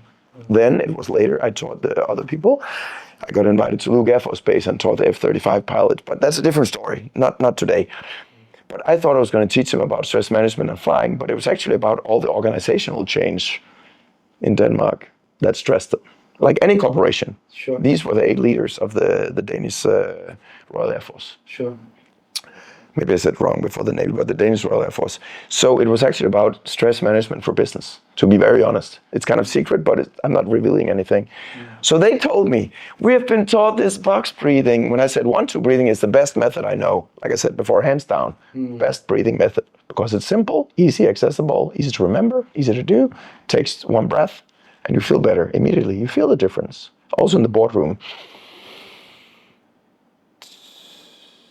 You feel this calmness, you feel this peace, you reset the brain. So the military use it for reset, and again, different story. So they said, we've been taught this box breathing. I said, who taught you? They said, some guy when we had this hostage situation course. I said, yeah, but this guy maybe doesn't know breathing. He just talks about something like psychologists talk about a lot of things, but they don't know really when the shit hits the fan what to do, right? If it was so easy to control the mind, like I always say, right? We had no depression, no dark thoughts, no suicides. If it was easy, if it were easy for people to control the mind with the mind, we would have just happiness. I'm happy, I'm successful, I'm beautiful, okay. No, the mind is not easy to regulate with the mind. That's why it's called a monkey mind in yoga. It's difficult, it's a monkey. It's a naughty little monkey. With breathing, we can control the mind, and with breath holding, even better. When we learn to consciously relax and control it. So I told them, box breathing is not the best way, in my opinion. Why? You have a long exhale, and you have 4 seconds after. Whether you use seconds or the same ratio, doesn't matter, but let's use seconds here for the matter of simplicity in the podcast or video, whatever it is, right? Both. So box breathing is a square box. So for once, it's not my lucky number, but I like the number 4 because it's square and clover of 4 and all these lucky things. But I don't think box breathing is very good. I've never heard anybody say this, so this would be your Mike 6 abs. Don't do this at home, kids. Never breathe this way. You can put it out there, Mike. You like my jokes or not? You don't like that time or those? No, it's good. It's good. Those 15 years ago, you're like everything had to be drama. Like now, people are going back. Don't eat these 3 foods because you'll die tomorrow. Like, oh my God, give me a break. Anyways, don't do this box breathing. Why? 4. So we had the inhale 4, pause, exhale 4, and now 4. 1, 2, 3, 4. Easy for us sitting here, relaxed. We know about breathing. We know about little things of health and stuff. For people that are stressed, not easy. Slow exhale, not easy. Especially the retention. Retention, impossible. Slow exhale, difficult. Retention, impossible. You know what is, again, according to Stig, the world of Stig, it's my description, it's not scientific, but it's a fact. What is the hallmark? What is the blueprint of stress breathing? I'm asking you again, what is the hallmark? Like, what is the definition of stress breathing? I don't even know what stress. But try to breathe in a stressed way. Yeah.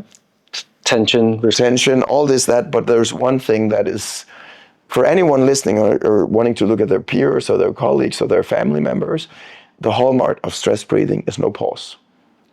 It's restricted, it's uneasy, it's uneven, it's all these things, mouth breathing, it's all these things. But the hallmark, according to me, if you ask me, the definition of stress breathing is no pause. So if you want to not stress, make a pause. That's why I started this podcast saying breath holding can just be seen as a pause. Once we understand this and appreciate it and believe it, grasp it, then we understand that breath holding is healthy, and it's a good way in everyday life for everybody to use breath holding as a pause to stop the mind and stop the body, stop the stress. It's a de-stressor mechanism. Like you were told maybe as a child, count to 10. 10 elephants, we said in Denmark. 1 elephant, 2 elephants, 3 elephants. It stops you in the tracks. So it's a stop, it's a roadblock for a few seconds, right? So there's no pause when you're stressed. What else? But there's a pause in box breathing. There's a pause. Yeah. So it's difficult when you're stressed to do box breathing. That's my point. So if you're taken hostage like these Navy guys, these fighter pilot guys, it's not easy to sit there and fear for your life and being shot. You have something over your head and some bad guys dragging you around out in the desert. You're not cool as fuck. You're not like calm. You're like, you just got to survive, right? You haven't eaten for a week. They don't give you water. They kick you. This is the tough stuff. I also work with people. This is their reality. Yeah. So you don't sit there for 4 seconds and don't breathe. No, I can promise you don't. You're not on a yoga retreat in Bali. No. So 1-2 breathing is easier to manage. Let it go. It's okay. Calm down. And then you breathe again. Slight pause, of course, if you remember Stig's 4 steps, right? But slight pause. Slight pause again.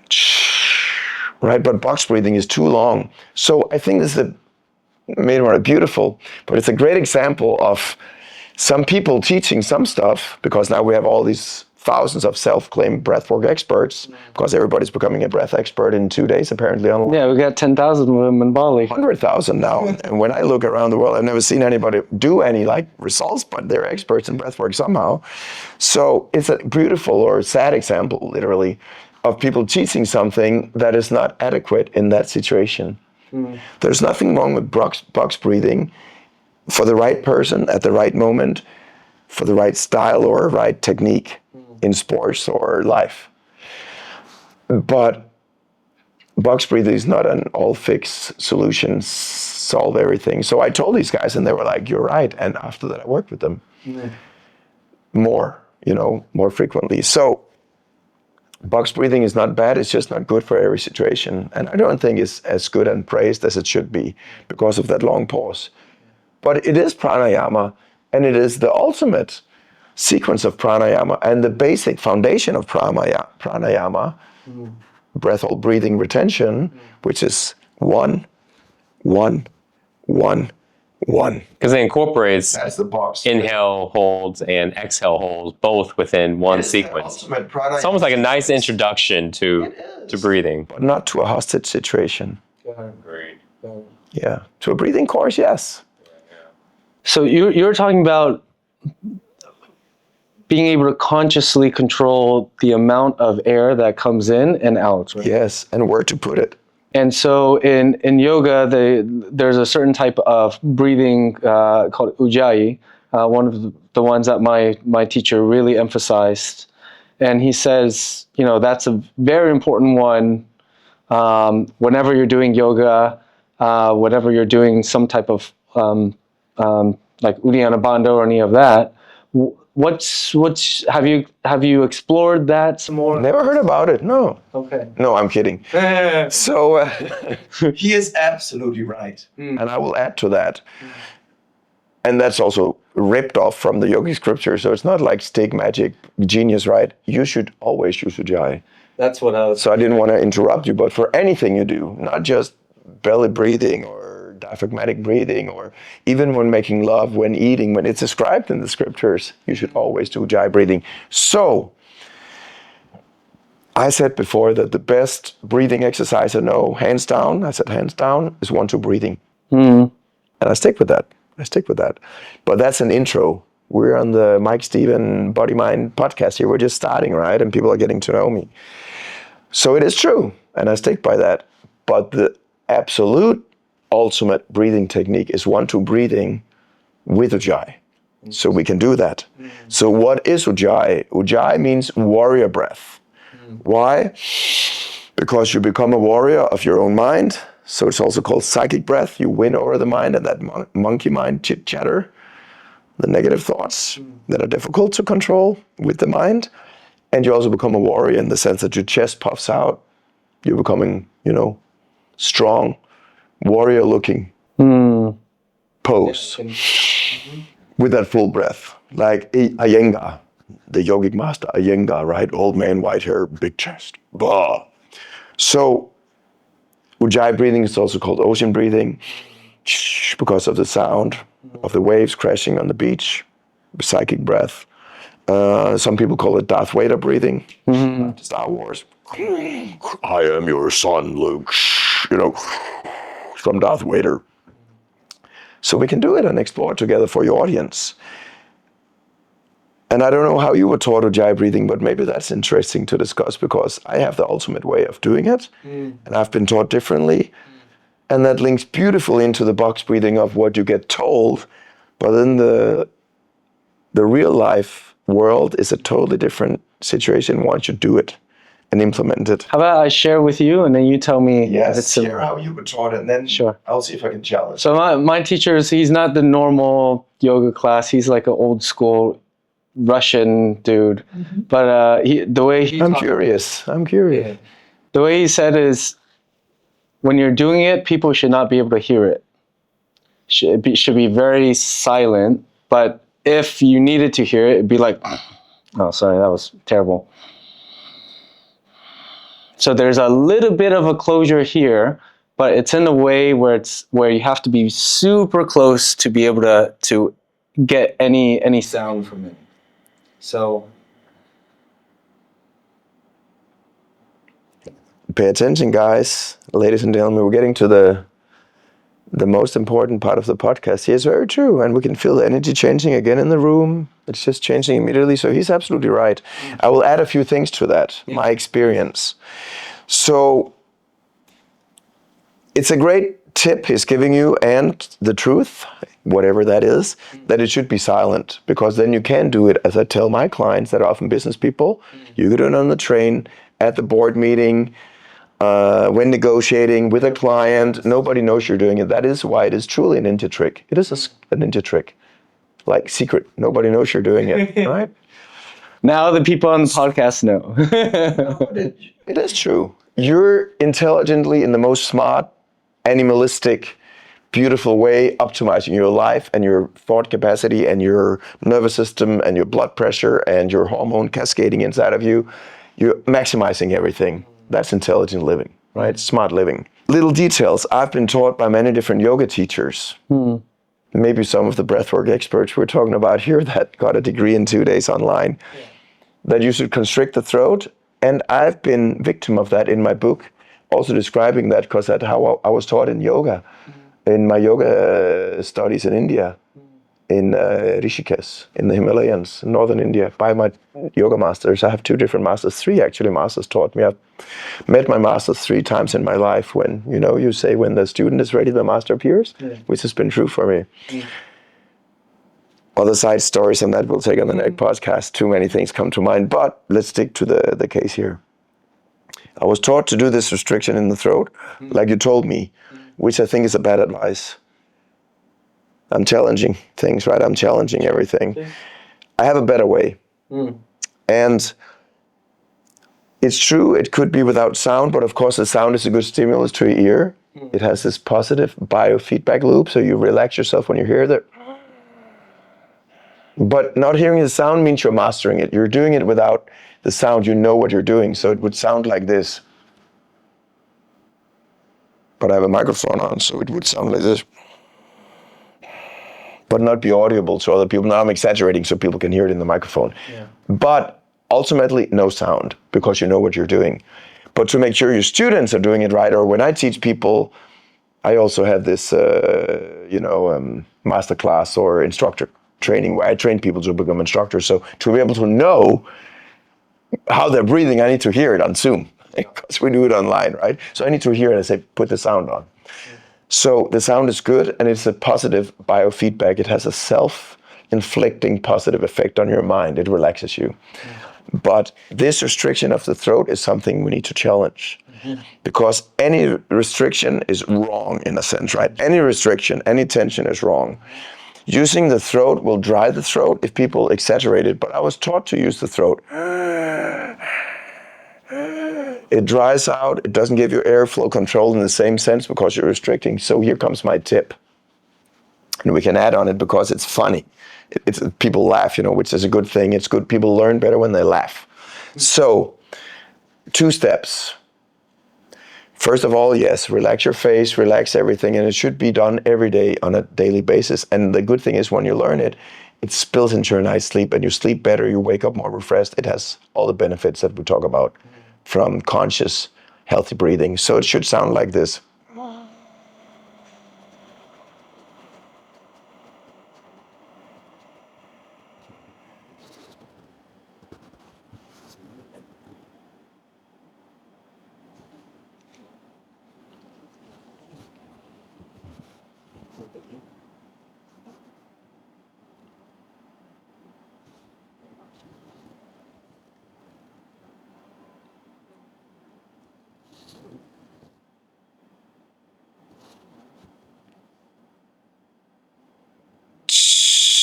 Or from the nose, just a little retention. I need to go in there and feel good. I just went somewhere, but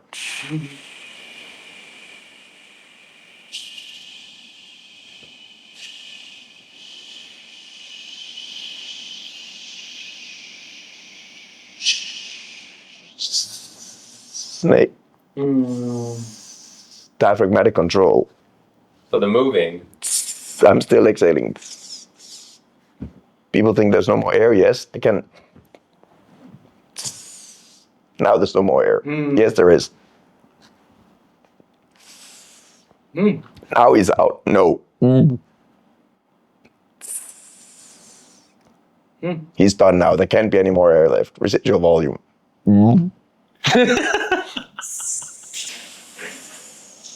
Okay, that's it. A little bit more. And so much fun we can do with the body, right? So much amazing stuff that people can learn at home. What were you doing there with the Negative. Reverse packing, which is more ultimate, extreme military, world champion, elite level stuff that I don't teach ordinarily, but I was just showing the body can do so many fascinating things. And everyone listening or watching on YouTube, whatever you put this podcast, can learn to do this. Just as you can learn not only rotating your abdominal muscles to the abdominal recti, all this stuff, but back to your thing. When I teach this thing that make people laugh because I call it like the pig technique. So, and you know what? A lot of grown-up people have a hard time saying it. Well, Chief Danny can you say? Yeah. High five if you're single. I was like, okay, she's cool, she's single, I'll take her out for dinner. No, don't worry. But, grown-ups get so serious. Yeah. I've had many people cannot say this sound. They I'm shy, cannot, or they don't even allow themselves to make this sound or make even an attempt, a goddamn fucking attempt. Yeah. Something. Anyways, when you do this, do you know why you say this sound? The pig sound.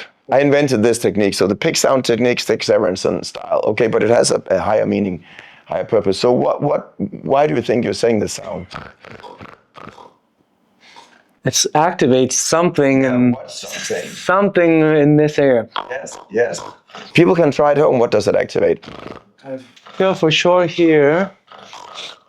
Mike can join in as well. Danny can join. People at home can join. What is it activating? Here. What is it activating? Danny, what's it activating? It's a quick, deep inhale. And it doesn't have to be just a pig sound. It can also be the snoring sound. Like people snoring, they make this sound for that same reason. I mean, there's a slight closing of the closure, slight restriction. We don't want to use that word, but slight closure. Good choice of words. And where is it? You can see it. Can you see my nose? Well, I see your nose flapping. Because the soft palate moves up and down right after the nose unites with the inner nose, and where you also connect with the mouth, nose. I don't even know the names in there, so I can't even tell you. That's why. Eustachian tube. You have the soft palate. All right. So we are ending the podcast soon because it's too long. People are getting bored. We can take a part 2 on Friday or whatever I come back.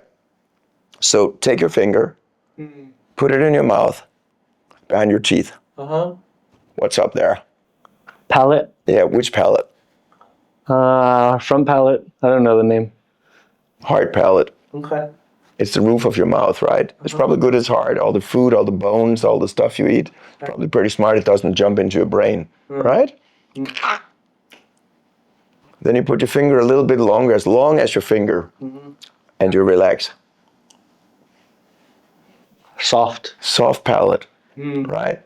And then, I don't know if you can see that on the camera, but it doesn't also matter.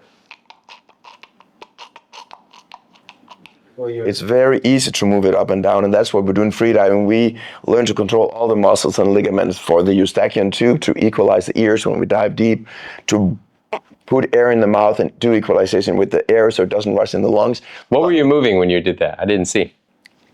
You can come and see, and we can have it on camera. You can sit down because you need to sit down, both of you. If you sit down. Oh, yeah, yeah. Yeah. I'm lifting the soft palate.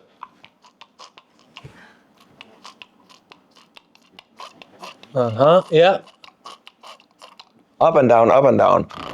So when you get ultimate soft palate control and muscular control of those ligaments and muscles, you can make that closure, slight closure, gentle closure. We have to use the right words here without restriction, retention.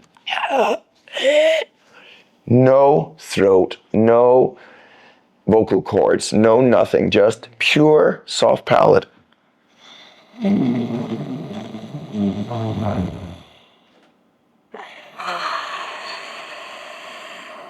Like a jellyfish just opening. One oxygen molecule may be used to lift nothing, nothing. No tension in the neck, no tension in the mind, no tension in the jaw. And that's when you can make it stealth, no sound. But you know how, you need to know how to do it. So next step would be from the big breathing, the snoring, to make it with the soft warrior breath sound.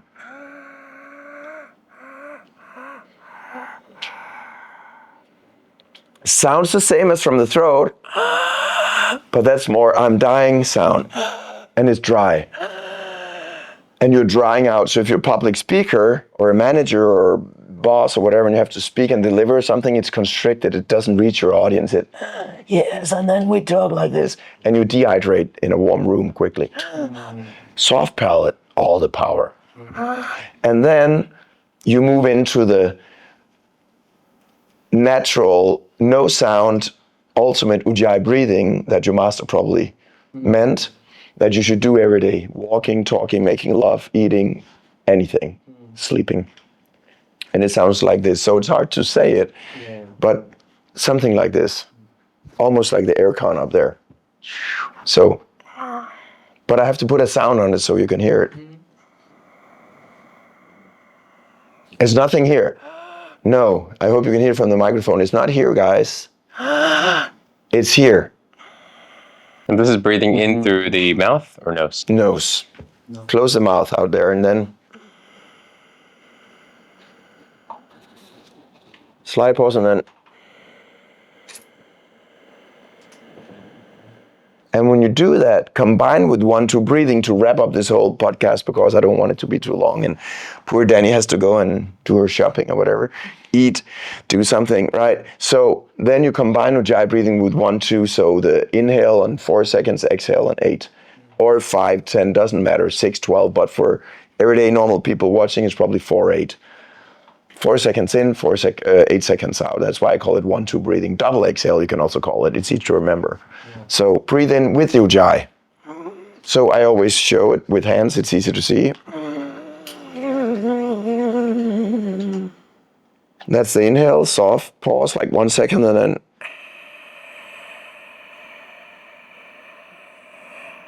6, 7, 8, slight pause. And the exhale is through the nose or mouth? Doesn't matter. I usually do it through the mouth so I can speak and people can see and hear it.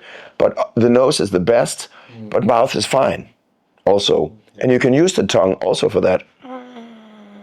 So I'm exaggerating now to make the sound, so it should be softer.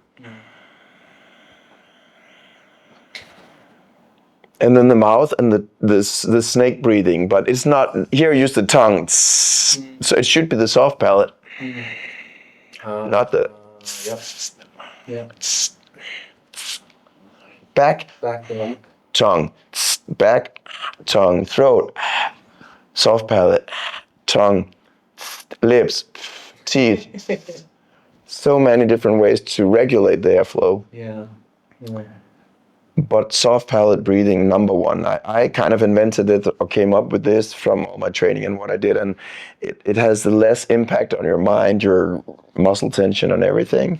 And you can do it, and you can do it in stealth without sound. So it's like developing the ability to control just the soft palate. So it's almost like doing like mula bandhas versus tightening up everything, tighten up just the muscle. But just like you learn to do the mula bandha and the maha bandha, the great 3 locks, from the Mahabandha, or from the Mahabandha is the great log. So Uddiyana Bandha, like all three together, but without feeling this tension. Like the same applies here. They should be soft, no energy waste, no tension on your mind, and just natural. Yeah. And once you learn to do it, it becomes a good habit. So you have pinpointed a bad habit, mouth breathing or wrong ujjayi breathing or whatever, and you have realized, I need to change the style of breathing and the ratio of breathing, and then you make a good habit that will stay with you for the rest of your life. 30,000 times a day. It goes into your night sleep as well, because when you recalibrate. So I told you breathology is all about the 3 pillars, right? Cutting edge science, peak performance, and respect for yogic timeless wisdom, right? But it's also changing from bad habits to good habits. You need to realize and be intelligent, smart, educated to realize what needs to be changed. Thirdly, breathology is all about rewiring the nervous system. Those are the 3 main, maybe 4, it should be no nonsense, common sense applicable. That's the 4th pillar, whatever, 4th goal, the 4th goal of breathology, right? And I call it breathology like the science of breathing. It should be scientific. It should be like biology is the science of life. In case you didn't know, bios means life, biology. Logos means a word, a learning. In Greek, logos. Study of life. Study of life, study of breathing, breathology. So, the third or the most important lesson is really to rewire your nervous system from this timeless wisdom and the peak performance and the cutting edge science and understanding the wisdom of yoga and how to breathe. The outcome of realizing the bad habits and make good habits, the outcome should be that you rewire your nervous system. You rebuild it in the best possible way. And that links into everything what you guys are doing with Mike's movement and opening the body and getting everything to flow, your nervous system, your muscles, your signals, your life flow, your prana, your breath should flow effortlessly. When you sleep as well, so you get that good night's sleep. You wake up like a baby, like every day is a new day, like so much energy. And less illness and more resistance to, or more resilience to stress and more resilience to infections and illness. I'm never sick. Maybe we should end there. I've never been hospitalized. I'm 52 next month. It's not natural to be sick. It's natural to be healthy. I put it in breathology in the book. It's so sickening, this world we live in. Go RFK! 14 against 13, you suckers, eat it up, suck it up. Just came out yesterday, the vote in Congress, right? So I will see in the Senate, but the road is paved. RFK Jr., go, go, go. So we need more common sense, healthy breathing, food, movement, just like we lived when our grandparents lived. Such a fundamentals of the life, right? And It's a no-brainer. Yeah. You mentioned earlier about being in flow. Right? I was like, that's like the ultimate. That could be like the 4th. I mean, because people are able to be in flow much easier when they're. We also teach that, but I would say, and I taught all the leaders from Deutsche Telekom last week, that breathology leads to flow. We actually have a whole diagram mapping how breath work is linking the bridge from the body to the mind. Oh, we have body here, but in that camera, it's body, mind. And then it goes into parasympathetic and sympathetic, leading to flow. So thank you, Mike, for studying breathology and all our illustrations. But I had that on my presentation last week. So that is, you can say, a big, big outcome. But I would say it's such a big outcome that we don't teach it as a benefit, because if you just say flow, people are a little confused. So you're totally right, and it is an outcome. And if you're in life flow, it's the most amazing thing. When I talk to these CEOs and big companies, I talk about workflow, right? They want to be in workflow to be productive and earn more money and beat their competitors. That's all they care about. And it's true. Well, on social media, like most people think I do movement, I just tap. Yes, right. But the point of it is to get people in flow. Yeah, so I have done very little homework on Mike, and shame on me. I just liked your no-nonsense approach. That's why I reached out. You don't know, probably. I just check it. Well, the funny story is I wrote your team, and they wrote back on Instagram, and I don't use Instagram. My team in breathology manages Instagram. But I didn't know how to reach Mike, so I wrote, hey, I'm coming to Bali, and I'm in Dubai now, or Cambodia, I think, with the kids. And I got this response from whatever name. Yeah, this is Mike's team, and next time you can meet Mike. It's in the retreat in Bali in May. The in-light person retreat. I'm like, thank you very much. I'm actually writing just to hang out and have a coffee. Maybe I didn't say what I was, who I was, what my name, anything. But I wrote from Breathology. Got it. Because I only have Breathology as my profile. So I thought maybe this lady can check out who's Breathology. And anyways. So I wrote back, thank you. I'm not interested in a retreat. I don't do retreats. I'm retired. I'm old. I'm lazy. But I would just like to meet Mike and hang out. But then I found his email and I was like, I sent an email, but could you please pass on? This is exactly, quote by quote what I wrote. Could you please just pass it to Mike? And she was like, cool. I think it was a lady. Yeah, I'll send it to Mike. That's cool. But then Mike responded like the day after randomly or whatever. On the email, hey, cool, Stig, yeah, let's hang out. So, what am I trying to say? I'm trying to say something about flow or how things happen and life flow. No, so what I wanted to say was I wanted to appreciate the things I saw from Mike. That's why I reached out, because I just saw a few posts about movement and tapping and some of the same exercise I do. And I thought, that's great. And I didn't even realize he was the six-pack guy until Pierre Bristow told me, like, oh yeah, I remember Michael Chang. Yeah, but I had just not linked those two together because it was a different Mike back in 2010 than 25, right? So I was like, yeah, but I just thought it made sense. The breathing, and you talk a lot about breathing and breathing for your training, breathing for your movement, breathing to relax. So I thought, oh, that's a cool guy to spend some time with when I'm in Bali. Cool. So that's how we reached out, or we connected 10 days ago, or 2 weeks, 10 days ago. Yeah, I appreciate what you teach so much, because the breathing that I show people, I mean, it's like ABC. It doesn't dive into anything. It's just like just one step above, normal breathing, and just stop holding your breath unconsciously. But the purpose of it is to help people be able to get into flow. And I started to study flow about 10 years ago. And before, I was in bodybuilding and business, entrepreneur. And I wanted to figure out how to be happy. It wasn't really to do more. It was like figure out how to be happy. And as I started to look down the path, it eventually pointed to enlightenment, state of no self, no awareness, deep meditations, nirmanas, and things like that. And then I saw Mihali's work. I can't pronounce the Csikszentmihalyi, yeah. Mihaly Csikszentmihalyi. I just always say Mihali. It's also crazy spelling. I mean, I can't even spell it. I can't even pronounce it. My but I professor know. called him Dr. C. But then he moved to Italy, Hungary, and it's a long story. Well, I discovered his work after studying enlightenment and teachings and like Tao and all these things. And then I saw Mihali's work, and I was like, he's talking about the same thing, except he puts a different perspective on it, made it a little more modernized, and coined it flow. But But his main purpose of flow is creativity and productivity and happiness. So that was his purpose, I would say, in life, but also his job when you're a professor. It's a job, for those who don't know.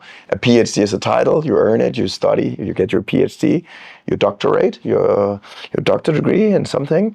But professorate, or when you're a professor, it's a title. You're hired as a professor. So he was a professor at Claremont Graduate University, and with a few other excellent professors that I was fortunate to meet. But he was also hired to study happiness and research on happiness, because it has a huge importance for people to feel or be happy, right? So it was not just flow for flow or the sake of flow, it was also for the study of health, the health benefits of feeling and being happy. So you're absolutely right. Yes, the interesting thing is, like, in life because we talk about present moment, right? Being present, being in the moment. And I always tell people there's inner presence and outer presence, because presence is all presence, right? We divide it up, but in reality it's all the same. But we divide it up for the sake of like help people understand like the purpose of it. Like, what is outer presence? It's like basically pay attention to what's in front of you, right? And what's inner presence? Everything inside of you, right? And so it's important to pay attention to what's inside of you. So this way you connect to you, your body, know what's going on, know if you're healthy, access deeper layers of your mind and stuff like that.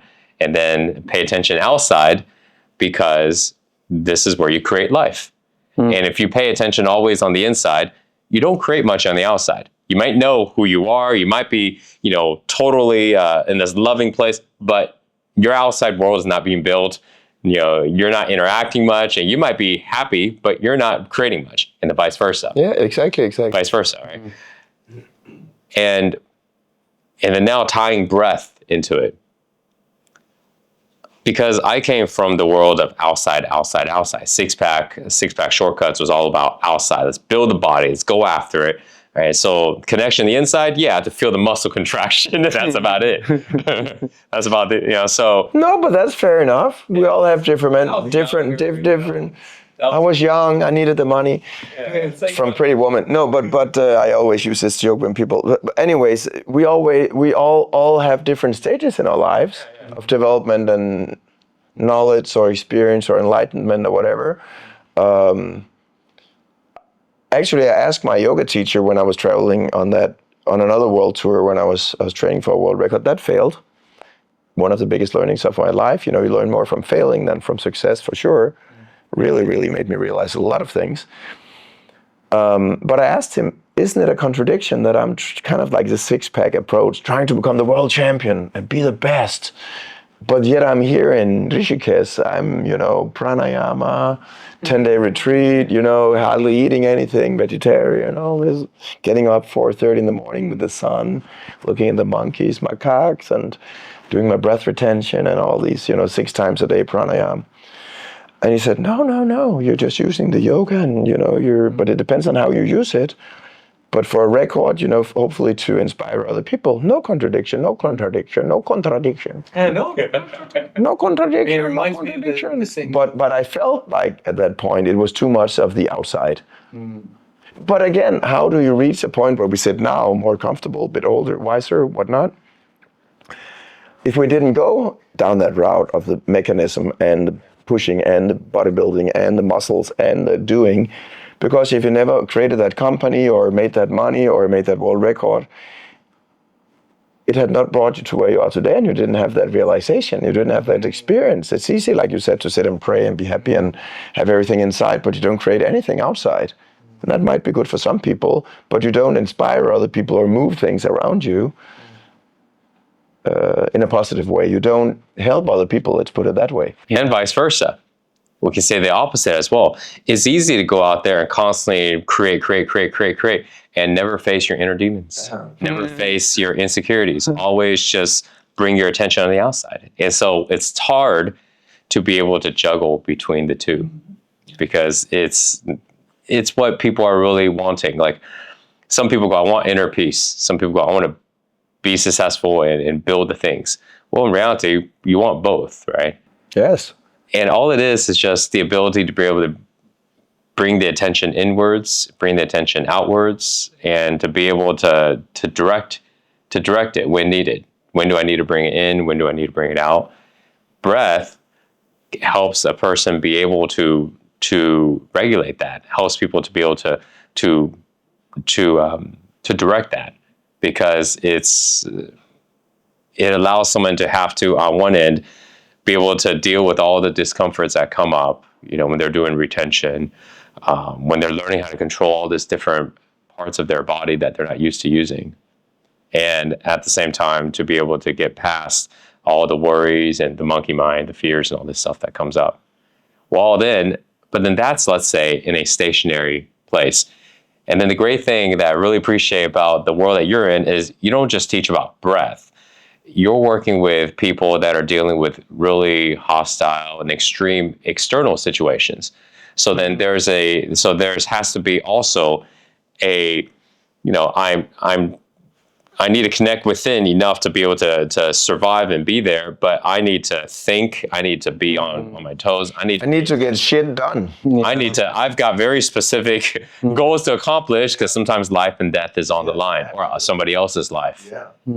And that's what I really appreciate, because it's the other side. Because I was so extreme, I use a lot of breath to go more inwards and to relax and to just clear the mind. And now it's just like it's easier to be at peace. But then I haven't focused a lot on breath to go outwards to push the extremes and test the limitations and that's the other side. That's the yang side of it, which is equal to the yin. What I think also is that it's just, if we should wind it up or whatever, yeah, but more so that why should we use all this breathing, right? It's just something that can help you in everyday life, like a guideline. How you're feeling inside, the way you breathe is the way you feel, truly. It's your nervous system, you can't cheat it, You can put on a smile, you can put on some makeup and some high heels or whatever, but you can't really, fake your breathing. You can look good on the outside to the world, you can get six packs, but you can't really cheat your breathing. You can't cheat it. So the way you feel, the way you breathe is the way you feel. The way you feel is the way you breathe, right? When you're stressed, you breathe, or anxious or fearful. It's just you can't fool your nervous system. It's so deeply encoded into you. But I think breath work should just be seen as a tool or a guideline to help you into flow, to be more happy, to be more relaxed, because we always face challenges in life. So the Navy SEALs just need to have the best reaction to the situation around them. The businessman or the Fortune 500, CEO, super sales guy need to analyze things and then make the most appropriate move and reaction to the things around him, right? The athlete needs to make the right decisions, be in flow, but make the right decisions, train in the best possible way. Or the housewife needs to relax and take a break when the baby's sleeping, or, to recover or get some nice sleep. So breathing should just become your best friend, and you should use it optimally, consciously. And then you can use it for all these Superman things as well, or Superwoman things. But it's what happened 10, 15 years ago when I really started, or 20 years ago, was like, oh yeah, but I'm breathing fine, this arrogant, especially from men, I'm breathing fine, I'm still alive, I'm 45. Yeah, but you'll die from stroke in 5 years. But let's look into the crystal ball, right? Nah, I'm plowing through, I'm doing my six-pack abs, I'm training, I'm great. Yeah, now you are, yeah, but you're burning your candle in both ends. And what I realized quite early into my America Facebook, had an office in Palo Alto, breathology, bootstrapping thing in California, learning from Brendan Burchard, all these, Jeff Walker, all these online marketing gurus guys, great stuff, by the way, same time Mike was there, was that there was no blueprint for entrepreneurship. And we just mentioned it briefly. We had a coffee upstairs, right? At that time, it was like total Wild West. Wild West, like ads on Facebook and YouTube and links and funnels and like how do we stitch this together? And then something broke. Then like I said, I met the founders, Kenny and Travis from Kajabi, like an online platform you can put videos and stuff. There was Entreport, there was Infusionsoft. All these different companies, and you're like, it was really, really spaghetti. It was like super confusion. And of course you get stressed in that. So I realized that one of the biggest challenges for entrepreneurs is to have a blueprint, or at least some way to navigate in life, whether it's movement, flow, daily routine, clean food, breathing, whatever it is. But if you have something that can help you navigate better, which would then be your Mike's training of the flow, or I don't know exactly what you're doing, but like the training every day and being more relaxed and loose and taking things as they come and using breathing as a master or as a friend with you, helping you get through the situations in a better way with more, comfort and more competence. Then it does remove all the obstacles, because it is tough to be an entrepreneur, and the world changing, and COVID and crypto and political situations, and the world is changing constantly at a rapid pace. But the way we respond to things, is regulated through your breathing, and then again through your mind. But your mind is easy to control with your breathing, and not with your mind. Cool. So I think that's what people should take away. That they have a tool they can use freely every single breath they take, every day, even at night, if they create good habits for the nervous system. And it really is life-changing. It can be life-altering in the sense that now we talk about biohacking, longevity, all these protocols, blah, blah, blah, blah, blah. All that is great, but like we talked about in the beginning, if you don't eat well, if you don't sleep well, right? For the fasting, all this you mentioned, it doesn't matter if you don't breathe well, all that other stuff is secondary. Correct. If you don't breathe well, if you have poor breathing habits, it doesn't matter what you eat. It doesn't matter how much you sleep, how little you sleep. If you have very poor breathing habits, you're really wrecking your body and your mind, your spirit maybe. Yeah. All right. I hope you guys got as much as we have here. Wow, we both, went through quite a general, lots of different stories, but also dived way, way deep as well. So I hope you guys appreciate as much as we did. All right, guys. See you on the next episode.